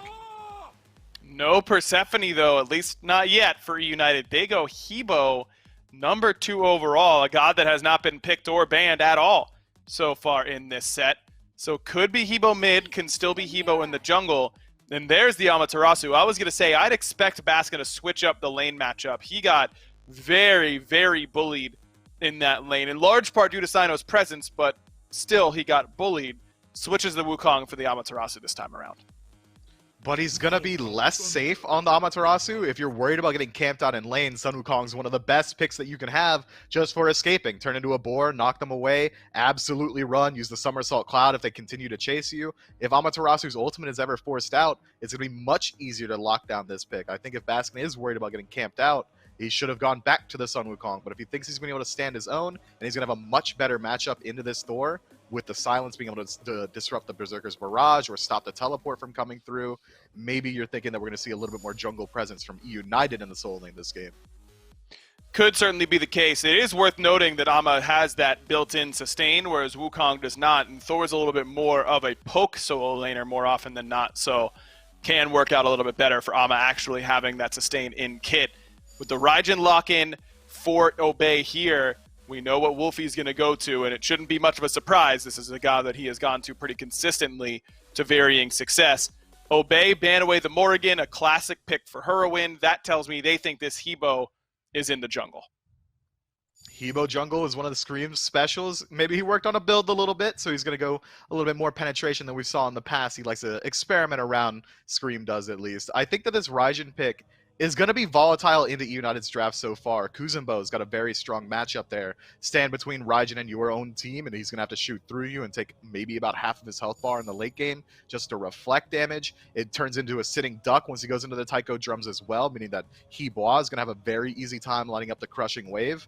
Raijin's going to have a very thin margin of error if he wants to get through this early game unscathed, but Wolfie can do it. He's definitely got the experience on this pick. Bans shifting up a little bit in the second phase. Arachne and Erlang Shen from eUnited targeting out the jungler there. Sino's going to have to switch some things up in game 3. Sobek the pick for Obey, and you'd imagine this is for inbound. He had that Ymir available and the Sylvanas that he just won on, but decides to go with the Croc this time around as Scream grabs the Bastet. So it was going to be Hebo in the mid lane. With Scream going to the signature selection, he looked great on this pick against Sanguine earlier on this week, and maybe reminding some people why he is the Bastet god that we've seen in the SPL. Damage output in spades. There's damage on damage from Bastet, and that's all she really has, and it's all she needs. And it's a good matchup here. Jump in, drop the claws when you've got your ultimate ticked up. Means that Raijin's likely just going to fall to that tick damage on his own. You can escape out of Thor's grasp pretty easily as well. But Bastet, again, a very volatile pick, a little bit CC light. So now the majority of confirmable CC from eUnited is coming from Kuzenbo through that third ability, the push, which is not as easy to land as some other confirmable CC. Even a Ymir Wall or Freeze would be better than that. And then Amaterasu with a dazzling offensive, a very strong engage. I'm worried about how well eUnited is going to take elongated fights or even just picks in the jungle being so CC light in their draft up against Obey, who's got some relatively bruiser picks, 3 frontliners within Sobek, Thor, and Nike. You're going to need a lot more CC if you want to lock down those picks. Agreed, and a lot of damage to get through that Nike shield, as I don't know, your support can't really pick up Sunder this time around. Kuzenbo really does want Thorns and Blink every single game, so now it's on Baskin to maybe get that Sunder. We've seen a lot of teams completely forego Sunder as of late. Could be the case here for eUnited. Miff, it's been a very quick 3-game set so far, 2 sub-30-minute games. Who do you think's taking home the dub here? Whoever gets first blood is going to take home the dub. That's my prediction. Whichever one gets off to a hot start, because eUnited's draft, lacking in comeback potential through Bastet and Hebo, means that they really want to get off to a strong start. Obey, a little bit on the tanky side, not really as much burst damage potential, means that they really want to go off to a fast start as well. I think it's a good call. This set has been white knuckles all the way through. I expect game 3 to be much more of the same. eUnited and Obey Alliance have traded blows in Game 1 and Game 2, and now the thrilling conclusion to this one. It is still Dolson and Goremizer, still Doug working with us.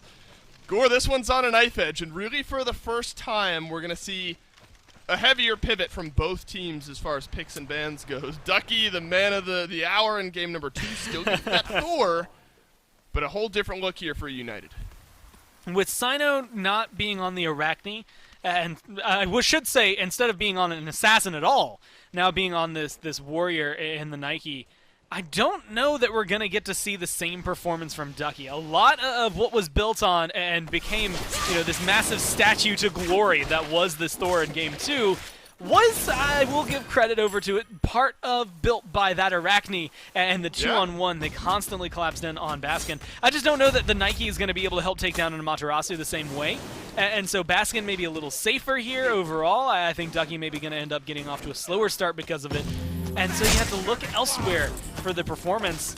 And it's where things get really weird. Scream, 100% win rate on the Bastet should be good, but Chernobog hasn't been doing too hot so far in Phase 2. Hasn't been picked a whole ton. I think it was 4 games, but it has just not been someone that you're used to seeing. And so I'm just excited to see what Snoopy can bring here.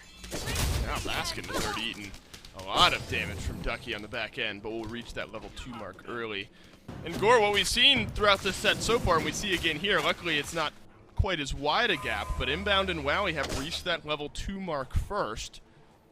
When you hit that Sobek level 2, obviously the pluck there to definitely make life a little bit more difficult. Wolfie is going to attempt to steal away a Harpy. Thunder Crash his way away, but Sino still working here in the mid lane. United going to get jumped on just a little bit. Look at the cleave damage there from Scream. The follow-up definitely from Hurrywind as well. Maybe not enough for a full-on first blood. Scream reaches level 3, walks himself in. Hurrywind eats some damage on the back end of things there. The Thunder Crash in from Wolfie, the aggression. Somebody's got to die here. Sino finds the execute. Up, down from Scream. The trade back 1 for 1. Inbounds in the jungle, though. Not going to be aggressive enough. Scream is playing this safe, but Scream's also in a position. Means that he could leap in and still find the kill. At least forces Wolfie to play it safe. You could see the Thunder Crash on the mini-map as he just tried to get away as fast as possible. And this is kind of what Mifflin was saying, right? There's not a lot of CC, really, from eUnited. If you don't have Hurrywind getting a knock-up and Baskin and Gino aren't in the neighborhood, you're not really controlling Obey Alliance. You're just going to kill them really fast, and that's kind of their goal. Block onto Snoopy.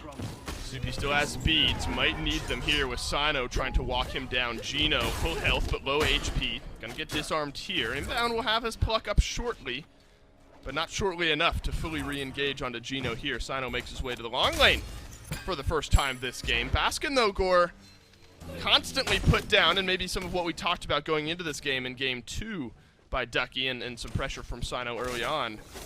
It's Amaterasu about a half-level lead early on against the Thor.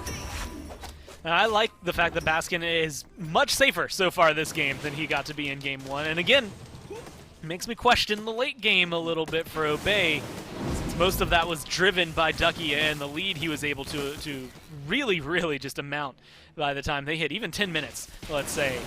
So now I'm looking at them a little more trepidatiously, I guess is the only word I can think of for this one. Or I know they have the potential. I mean, look at all these picks. They're very powerful, but I don't know that Sino, especially on the Nike, is going to translate too well into the late game, and maybe that's just some burn marks from Game 1 of Phase 2 where he picked up the Nike and got decimated. So there's still potential for her to shine bright, but we've seen what Sunder can do, especially with the changes that it's brought in. Yep. And so that might cause some trouble late game, and Sino so far isn't having a really good early game just yet. Maybe it does need to start picking up the pace in order to find something big. Right, the small 1-for-1 skirmish is where Sino's got his kill, but Scream able to do the same there. Gore, maybe, it's a small, maybe micro game look at things, but maybe what's most worrying here is that 4 minutes in, Baskin has already got that Tier 1 tower over in the solo lane down to half HP, and that's going to open him up maybe to start proxying out some of these waves and do some rotating of his own. Inbound sensing that out. Makes his way over to the right-hand side. Gino's not going to collapse on Wolfie here. Sino into play. Baskin is just simply overextended here, and the collapse just in time from Obey Alliance. Scream is going to have to leap away, but Sino is ready to the jump. Sentinel of Zeus is going to slow down the cat, but the push back in from Gino. Sino just looking for the detonate here, and Inbound grabs the kill. Tycho drums from Wolfie will pull back in this Kuzenbo. This might be a long time coming, but Gino will end up falling. And this is one that I think it's well collapsed by Obey Alliance. I think they read that well and play it well. But that was 3 kills gifted to him on a silver platter. That was sloppy from eUnited more than anything. I mean, Baskin being over there that deep, maybe they thought they could turn something around, and that's why they were willing to go in. But there was a certain point where Scream jumps in after Baskin has died. Like, he's not going to survive through that moment. And then it feels like throwing bodies on the pile, and it's not going to look too good for him. So if you were hoping to pull this in your favor, I mean, I guess you still technically have some experience lead, at least Baskin does over there in the solo lane, and they did get that tier 1 tower, so there's the silver lining. But that was definitely not what I would have expected from eUnited here, and if you're going to have engagements like that, you can go ahead and start counting on an Obey win, but I think they get better with time here, and that's probably the roughest part for Obey. As long as this game keeps going, Baskin's just going to get better, the Hebo's going to get better. Maybe Scream, because it's Scream, he gets better, but Bastet as a whole shouldn't. It's really, really weird dynamic to have there in the jungle. I just think it's going to be a rough late game, even if they can continue up this pace. Obey need, what, let's say 2 more engagements like that to get a really solid lead to make sure that eUnited can't come back. Right, I mean, the gold lead is effectively dead even now up to this point. The widest gap is Baskin up on top, 4,500, way down towards the bottom of the list. 700 down is Ducky on this Thor. So 4-1 in kills, but that's about it for Obey Alliance early on in the game here. eUnited have kept pace largely everywhere else.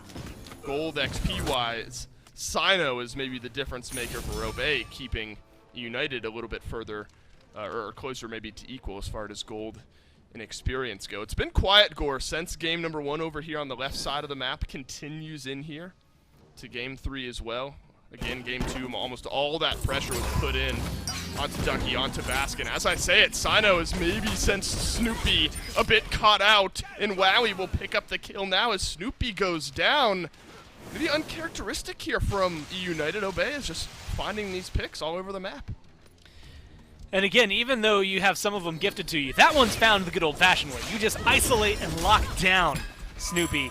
And Chernabog, again, it feels like a weird choice. We've seen a lot of different hunters that have been doing well. Maybe it's just the fact that Snoopy, you know, as much as we like to talk about it, and the fact that eUnited did just get a win against Sanguine, this is still his first week in Phase 2 playing carry again. So picking up some of these ones that we saw maybe more prominent in Phase 1, it's not as surprising if you look at it that way, but it's definitely not selling me for eUnited just yet. And there's maybe a chance where it's just off the mark for the beginning of the game and comes into late game. We've seen several hunters do that.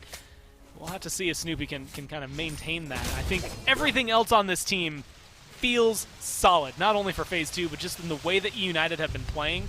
I think that the weak link in terms of picks is going to be Snoopy, and that's not something that's difficult to make up for. Hurrywin has to crushing wave his way defensively in the mid lane. Gino there for a little bit of peel as well. Good route from Snoopy, but in and out of the wall he goes. Obey Alliance, sort of a 3 versus maybe 2.5 engagement there as Hurrywin was taken low early on. But Obey Alliance are the ones who get to stay in that lane just a little bit longer here. I guess, you know, if you're looking at eUnited, nobody's feeling all that much pressure on themselves individually. Literally everyone has died once on the United squad, and Obey Alliance on the flip side, what you're sad about maybe if you're eUnited is that every single player on Obey Alliance has at least 1 kill. So some of the early pressure has been pretty evenly spread out so far.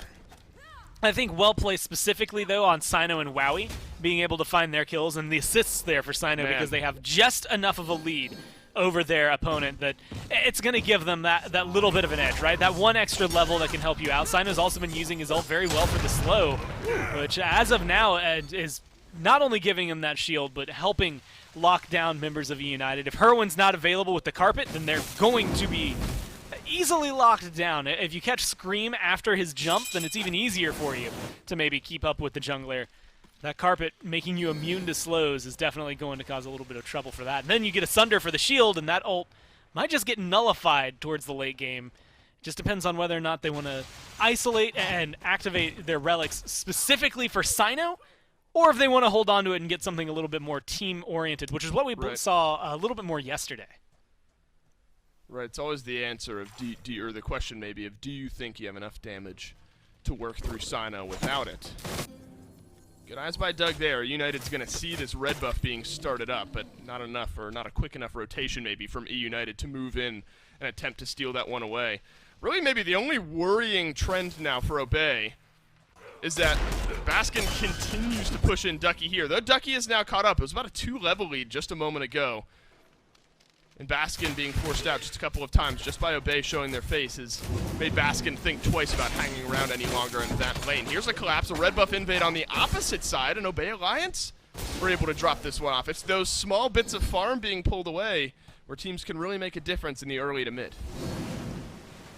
I'm a little worried for Obey for different reasons. It is going to come down to about the same kind of idea, though. About 500, 400 gold fluctuating between wave and wave, separating these two teams. But I'm also looking, I mean, Heroin went Rod of Tahuti, first item, a huge investment early on in the game, but it's a massive power pickup. But now you're looking at this Hebo as someone who can pick up one more power item, and he's going to start just shredding anybody that gets locked in there. And along with the fact that Gino's been hanging around here and finding some good isolation, the damage hasn't been enough to find a lot of kills yet. But that's always going to be the easy caveat on it, is that yet that comes through. He's already maxed out his 1. He's got 2 points there in his ult, looking for the 3rd relatively soon as well. But the knockups have been solid. I think the control eUnited are going to get, the longer this game goes and the more it continues at this pace where nothing really has been popping off, I think the more it benefits Gino, Heroin, and Baskin. And because of that, I mean, 3/5 of the team doing well means that Scream and Snoopy should be able to come in and scoop up some kills at the end as well. Right, I mean, late game Sobek is always going to be difficult to get rid of as well. eUnited, that's a sneaky pull and steal away of the Pyromancer. Let's see what the response is from Obey. It is going to rotate over towards this Gold Fury, but enough of eUnited was still there. That was just Baskin and Scream able to take down that Pyromancer, and that leaves enough of a threat gore on this left-hand side of the map that Obey Alliance aren't going to even consider working in towards the Gold Fury. Anytime that diamond is fully blue for Scream, it's either an objective or it's kills. The minute it goes down, you have to look because something should have come out of it. And this time, it was a Pyromancer. Early on enough as well, and like you said, with only 2 people over there to do so, it doesn't put Obey in the same position eUnited were last game. Obey, last game, were constantly sending 4 people, 3 people over to that Pyromancer, making it much easier to scoop up a Gold Fury. But if there's still 3 people on the left side of the map, you cannot feel confident in your ability to try and confirm that one. And so Scream, I think, again, utilizing this pick in a way that we don't see any other player doing, I believe, all year from what we've seen. Even with the changes that Bastet had coming into Season 7, he's still been able to make her uniquely his god. Yeah, absolutely. I mean, in Phase 2, it's just the one, and it's Scream. And now he's maybe found some early pressure onto Inbound, but Inbound turns it around, pluck through onto Scream, and the Taiko drums over the wall from Wolfie will set up the kill now for Wowie. Obey Alliance find another. Down, crashes Ducky into the back line. The double tap is going to melt down a lot of Gino's health here. Baskin over on the right-hand side of the fight. Wowie looking for some snipes here, maybe the final shot, but instead Ducky is going to get it done. Crushing Wave has to get used from Hurrywin to survive the Wowie ultimate, and that sets up another kill from Ducky. You don't receive the same pressure from Sino, but Ducky finds himself to a killing spree nonetheless.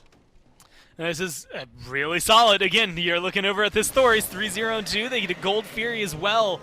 It's the first substantial lead I think we've gotten to feel from either of these teams this game.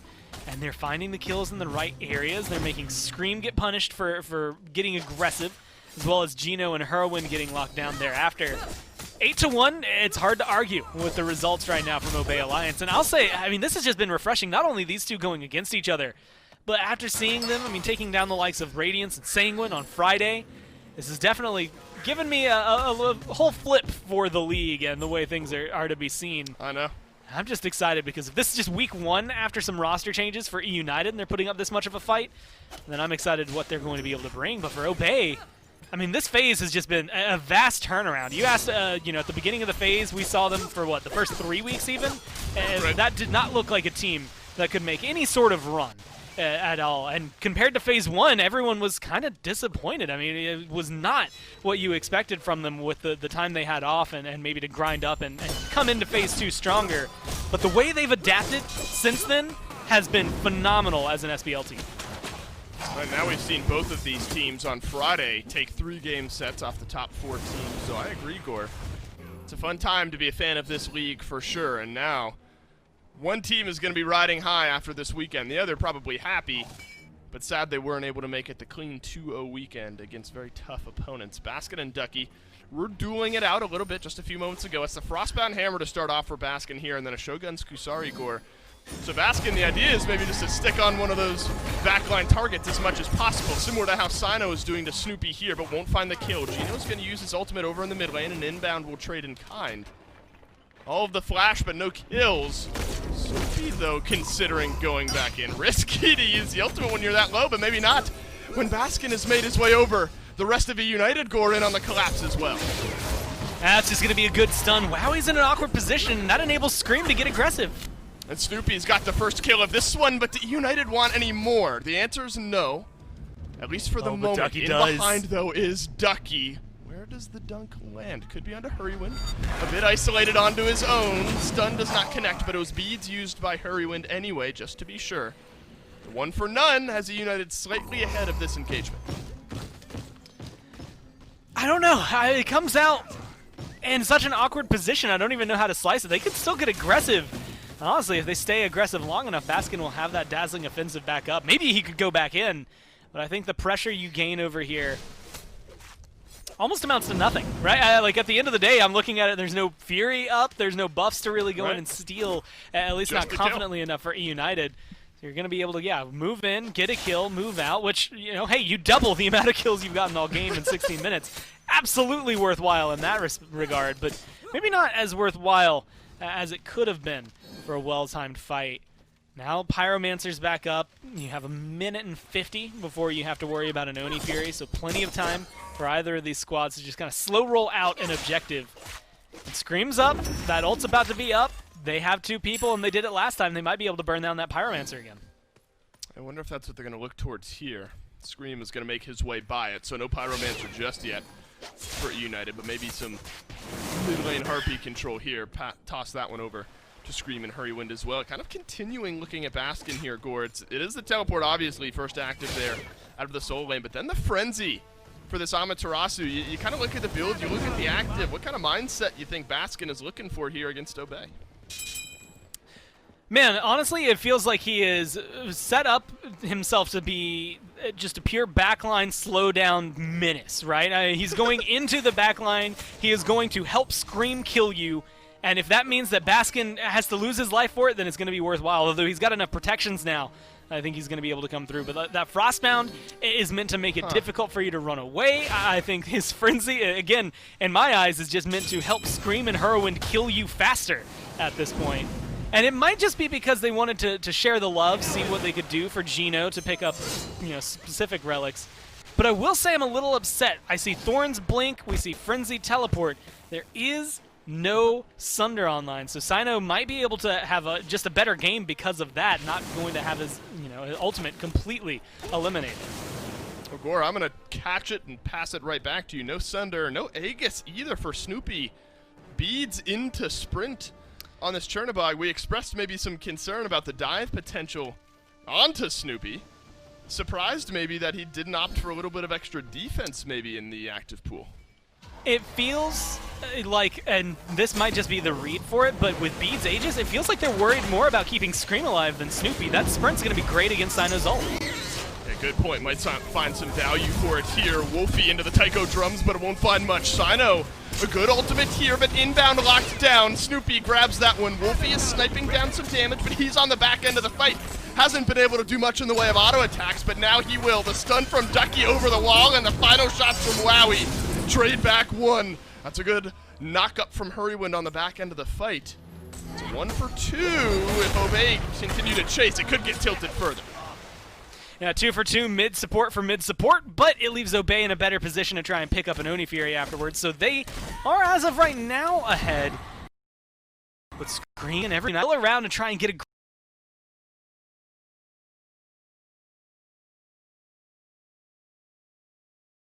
at. And that's I'm curious about looking at it. I think Bastet with Station is going to be good, but you are leaving Snoopy a little bit out there to dry, so we'll have to see if he can stay safe enough and if Scream can get enough utility out of his Beads and Aegis to make those relic choices worthwhile for United. We take a quick pause before we jump back in. I'm waiting with bated breath here, Gordon, right as the game gets paused. It's a full health, ready-to-go Scream rotating his way out of base. eUnited empty as far as ultimates go after that small skirmish on the left-hand side. So these next few moments could be important for eUnited as far as getting themselves back into the game. With that being said, quick thoughts on maybe what you've seen from Scream. Has this Bastet maybe hit its marks for you so far this game? I think in terms of objective shred, we've seen a lot from Scream that I'm very proud of. I really like the fact that they were able to sneak that Pyromancer earlier on. I don't know that we've gotten to see a whole ton in terms of the kill potential. I mean, they've definitely picked up a good few here, but trading 2 for 2, your mid at this point may be a little less worthwhile than getting rid of Wolfie, so that's going to be helpful for you as eUnited. Right. But I'm still wondering how it's going to translate into the late game. Bastet is not necessarily and has not historically been known at it, but again, Scream is just a very unique player and the only person who makes this Bastet look good, so you have to kind of give it the benefit of the doubt no matter what. How it looks in any other game doesn't necessarily matter when eUnited seemed to pilot it, and from what I saw, they did just take the gold lead from our little graphic there. So eUnited are starting to pilot this. I think this is a good spot for Scream to start being a driving force for the team. And at this point, again, if it looks like they're trying to keep him alive and keep him safe the most of all, then he's got to step up to it. Well, especially then you look kind of at that small skirmish we just had. It ended up being a 2 for 2, but it was the immediate dive onto Wolfie in the back. This Raijin had next to no value at all. Taiko drums used for CC immunity, and then nothing else comes of that on the back end. So there is still, I think, Gore, that ability to dive into the back line without that Ratatosker on your side. This time it's not semi-global, but Scream can make a difference here in this one, provided the good positioning. And again, that's where some of the fun balancing act comes through, right? Where you've got Scream diving into the back line, and you have to wonder, because I saw it at the very beginning of that fight. Snoopy popped that sprint immediately, and I didn't catch if Sino had used his ult by then or not, but I'm pretty sure it was still up. I don't think that big team-wide slow had come through. So it wasn't for the immunity there. It was for the haste. It was for chasing down Wolfie, and I think that's the ebb and flow we're always going to have to watch eUnited in all of these fights. Right. What are you trying to do with this? Are you trying to get back there and shred down the back line? Are you trying to be able to turn a fight on its head?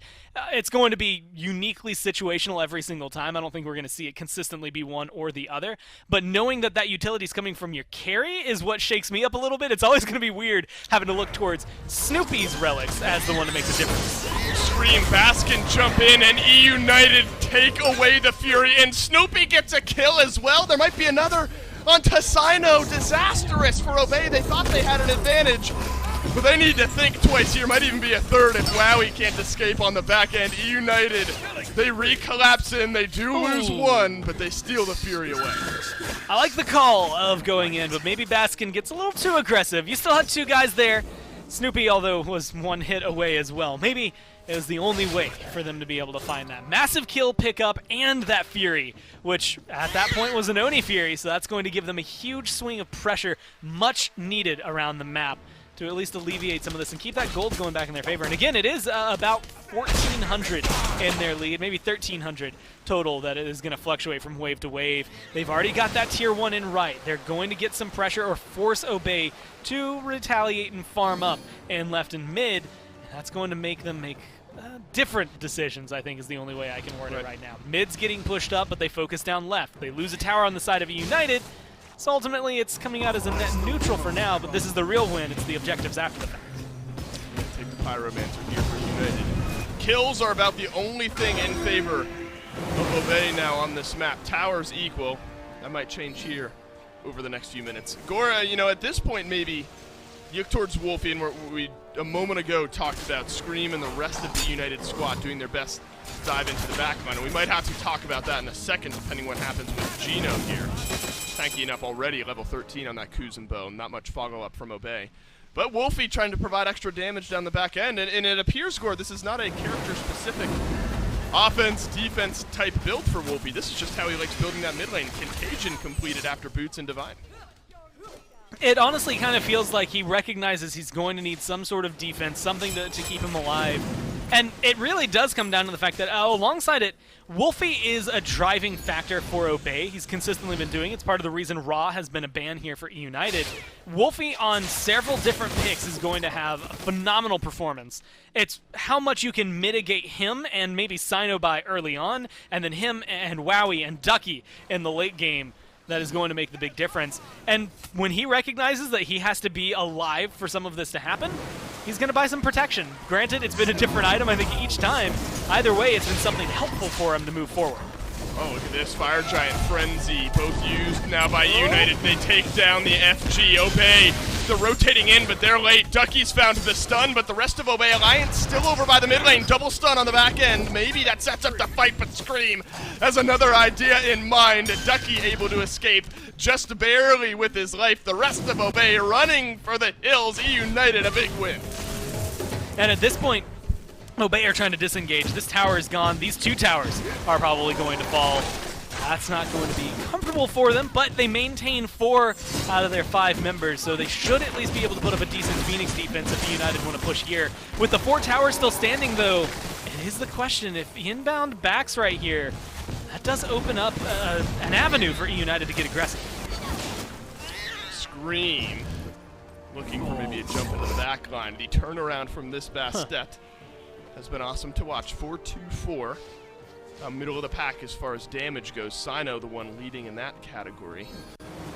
Interesting, Gore, though, that United continuing to put all this pressure in the mid. Maybe this is exactly why Inbound steps a bit too far forward. He could not move at all over the last couple of seconds. But there's still 3 towers to take.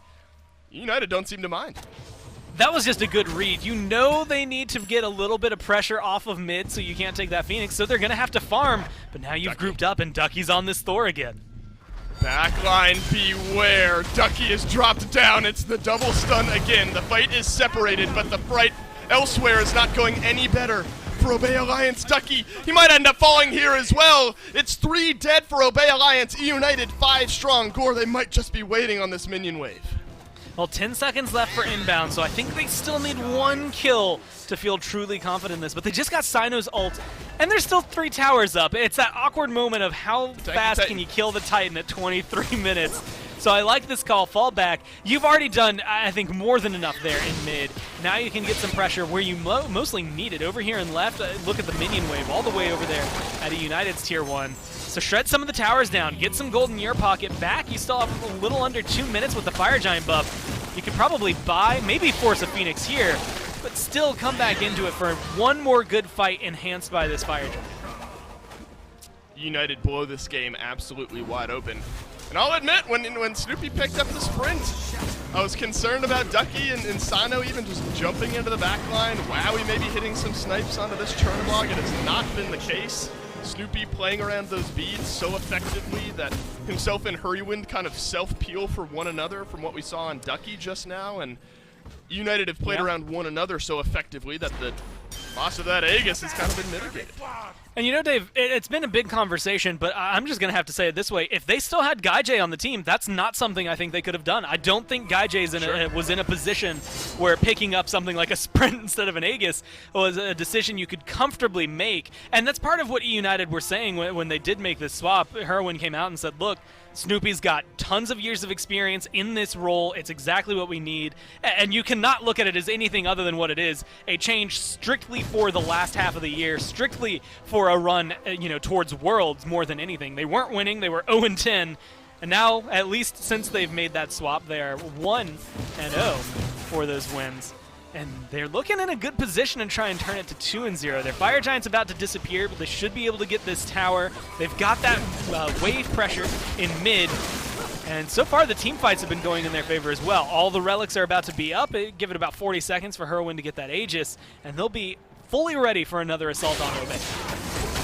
And this is where, imagine it's Baskin pulling the ropes and pressing the pedals for eUnited, making sure that this team can close out this game. The mid lane Phoenix just now ticks over that halfway mark.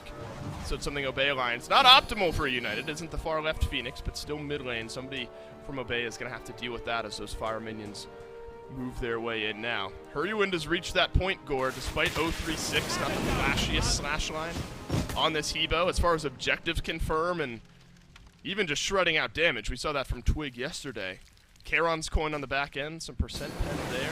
Tebow is going to have to be identified by somebody from Obey. Hurrywind is not going to start to run away with some of these late game fights. Well, the thing is, Ducky keeps deciding to dive back, and last time he landed on Snoopy and Hurrywind, and Snoopy and Hurrywind then just turned it on its head. I think they both have enough pin now, to just absolutely erase his health bar. And Herwin's more than willing to drop an ult for it if necessary. So I love the fact that eUnited have really itemized into what they're trying to counter. Herwin doesn't care about killing anybody outside of Ducky because he knows who's going to be sitting on him. Inbound, first in, but also first out here. Sino left alone, snipes down from Wowie. Ducky is found, and no one with his ultimate here. Chernobog buys himself some time, right back down into the wall, out of the wall. Ducky doesn't get the kill, and Snoopy does on the back end. You gotta be kidding me. Now eUnited looking for the collapse that might win themselves the game. Scream sends out the cats. There's the damage from Baskin, the leap away from the jungler. eUnited, they're on the chase. Obey Alliance trying to stay alive. As Phoenix is standing there, two tanks, or two members I should say, low health as they run into this Phoenix. But they're going to be able to at least re-up on their mid and the fire wave coming in. That might be the avenue for eUnited. They can walk into the Titan here, and it's a 3v5 with inbound still pretty low. That's right, no ultimates ready to go for Obey Alliance here. Barely any actives. Wowie's got his beads, but I'm not sure he's going to get the chance to use them. Obey Alliance have to be concerned about maybe a pump fake here. If they continue to push out of their base here, there could be the immediate turnaround from eUnited. Won't be the case though. Scream will just send out the cats for some damage on the back end to Sino. And eUnited now with some extra gold in those pockets. Mid lane Phoenix did end up going down again. So Obey Alliance can make some of those final purchases and make this Fire Giant a little bit more comfortable. I'm starting to have Game 1 flashbacks, though. Their Titan loses about 1/4 of its HP. Gets leashed, technically, so it's going to be able to regen some of that. But you lose a good chunk from the minions. And I'm wondering if that's going to be a position that, that maybe enables eUnited not to do the same thing. They can't just rush the Titan and kill it this time around. But it does make it a lot easier for them, even in a 4v5, to potentially try and find that Titan kill. Now they have two waves of fire minions that are going to be coming up in their favor. Baskin's been playing police over by the Fire Giant. So Obey haven't even been able to push this issue. And this is what I was talking about last game. Obey had a really good lead, but it didn't feel substantial enough. You know, 7K, I think it ended up being towards the end, but they never really got that threshold we see a lot of teams. Now, you're looking at eUnited, 11,000 gold up. This is one that you could still afford to lose a fight, although with the death timers at this point, it would definitely go in favor of Obey. Ducky and Bill of Dawn Scream, two members looking at him, but Snoopy has come to the rescue. First kill, that's Sino. Second kill, that's Hurrywind, and Snoopy makes it 3 now in the fight. eUnited numbers advantage. Gino controlling the remaining members of Obey Alliance. That's a big ultimate to slow down the retreat now from Obey. Dash on in from Baskin. Frenzy is popped. Thunder crash away from Wolfie. Inbound goes down. Baskin now looking for the last surviving member. eUnited, they've only lost Scream. Obey Alliance has lost everyone but Wolfie, and eUnited, they're going to walk this one in and take the set. I mean, hey, I was doubting it. I was worried about it coming into this, but 7-1-7 there for Snoopy. And again, something you might not have been able to do with any other hunter that comes through. Well played, I think, for eUnited from top to bottom. And hey, now they have a 100% set win rate since their roster changed. Things are definitely going well for them. I mean, completely turning everything around, which, you know, makes me start to wonder. We're about to watch Renegades. They are going to be the team that needs the heat check the most now because Obey have proven themselves. We've seen eUnited now prove themselves twice in a row. They've changed up the league, Dave, and I'm more than happy to be here for it. Yeah, I don't know what percent increase on 0 2 wins is, but eUnited have, we'll call it double for simplicity's sake, doubled the amount of wins they got all phase long. They got to be feeling good about the way this weekend went. We'll be able to talk to one of the big winners just on the other side of this break.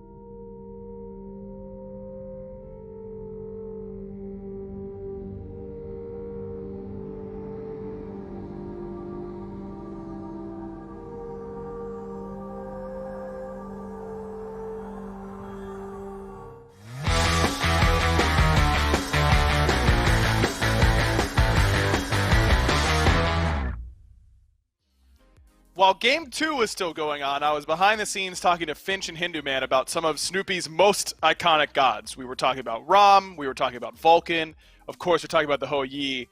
Somehow none of us mentioned the Snoopy bug, and he was so kind as to remind us during game number 3, Myth, this Chernobog performance from Snoopy was absolutely the difference maker for eUnited. He looks really good on it, man. He's using the ultimate to re-engage whenever he's able to get forced out. He's constantly in the right positioning, and he goes into the walls perfectly every single time to avoid huge damage from the enemy team.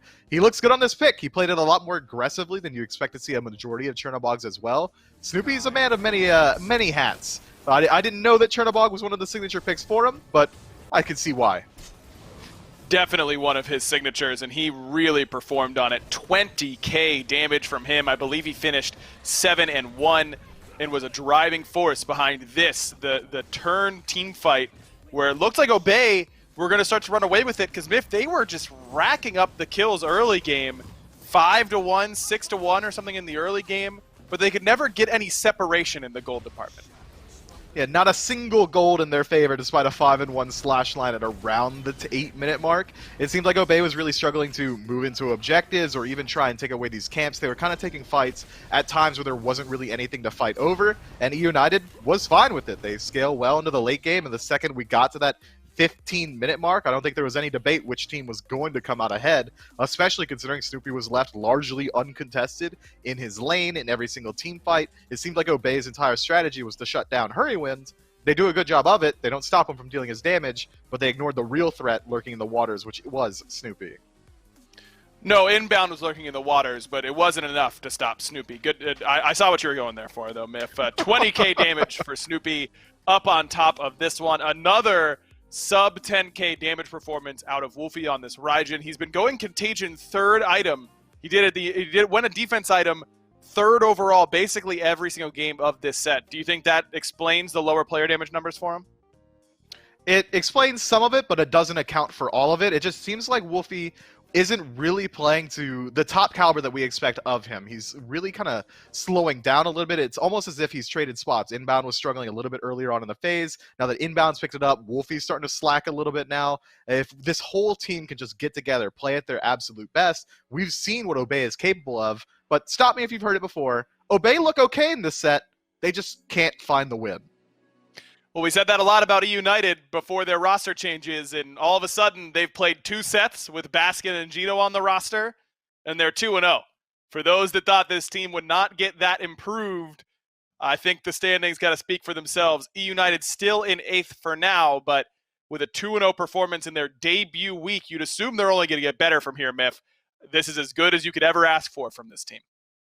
Look, to quote Finch, and I love doing it, you'll never make money betting against Baskin. And I made that regrettable decision to bet against him.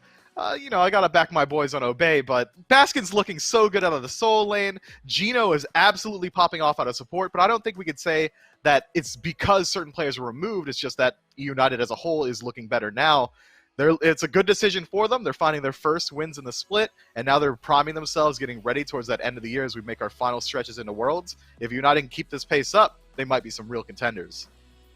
Kind of weird how when you say, I'm going to quote Finch and I love doing it, but when you say, I'm going to quote Aggro and you say you hate doing that, a little bit weird to hear that, but I'm not worried about it. I'm not stressing. I totally understand. Let's get it down to Dolson. He's standing by with the team captain of eUnited who went 2-0 this week, Hurrywin. That's right, Hurrywin is with me. Congrats, Hurrywin. 2-0 weekend for you guys. First wins of the phase and 2-0 fashion for you guys nonetheless. More recently over Obey. I kind of want to zoom out, though, just kind of overall vibe for the squad. I mean, you've been plagued with kind of these Game 3 losses throughout the phase. 2 Game 3 sets this weekend, but you get both of the wins. How's the squad feeling after getting some momentum going? I mean, we're feeling good. I don't know what else to say. Obviously, it felt like kind of a long time coming for us, something that like could have happened at any time, but it's happened now that we made the roster change. I can't help but think it's related. I don't know. Feels good. I want to look at Baskin as well throughout this set. How much do you think sort of his shot calling, his behind the scenes affected your ability to close out some of these Game 3s? I mean, it's helped like a ton. I mean, like obviously you see like they're putting a lot of pressure on him in these games. You know, not the absolute like best like personal like games out of Baskin, but he's doing like a lot more obviously than like what you see his character doing in the game. Like I felt like going into our drafts in this set, we were like really confident in what we wanted to do, and we're less like trying to counter what everyone else was trying to do. And that's definitely something Baskin like brought on the team. He like got on. He's like, okay, what's your top 3 characters? Like, let's make sure we get something good every game. Felt confident going into the draft. Felt confident coming out of the draft. That's just one of the huge things that he offers for us. And I want to touch on the other new member of this roster really quickly. Gino, what have you made of his performances here throughout the weekend? How's he fitting in with the team? Yeah, I mean, he's just a support player, you know. That's kind of, you know. Yeah, I mean, honestly, like, we had eUnited in the year who was a support player, you know, that didn't work out for one reason then or another. And then we had Genetics, who was on high ping. He was trying to fit in with the NA boys. And then we had Snoopy, who wasn't a support player. I think Gino is, like, your quintessential just support player, you know. He knows what his role is. He just gets in there. He doesn't really care about dying too much. He has a good attitude.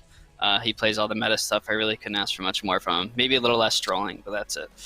Hey, he did a fantastic job in facilitating these team fights for you guys throughout this weekend. 2-0 weekend for the United squad. We'll see you guys up against the Renegades next time we see you. The other team with a new addition to their solo lane. So Hurry One, congrats again on the 2-0 weekend. Ladies and gentlemen at home, stick around. Radiance vs. Renegades up next. Thanks, Dawson.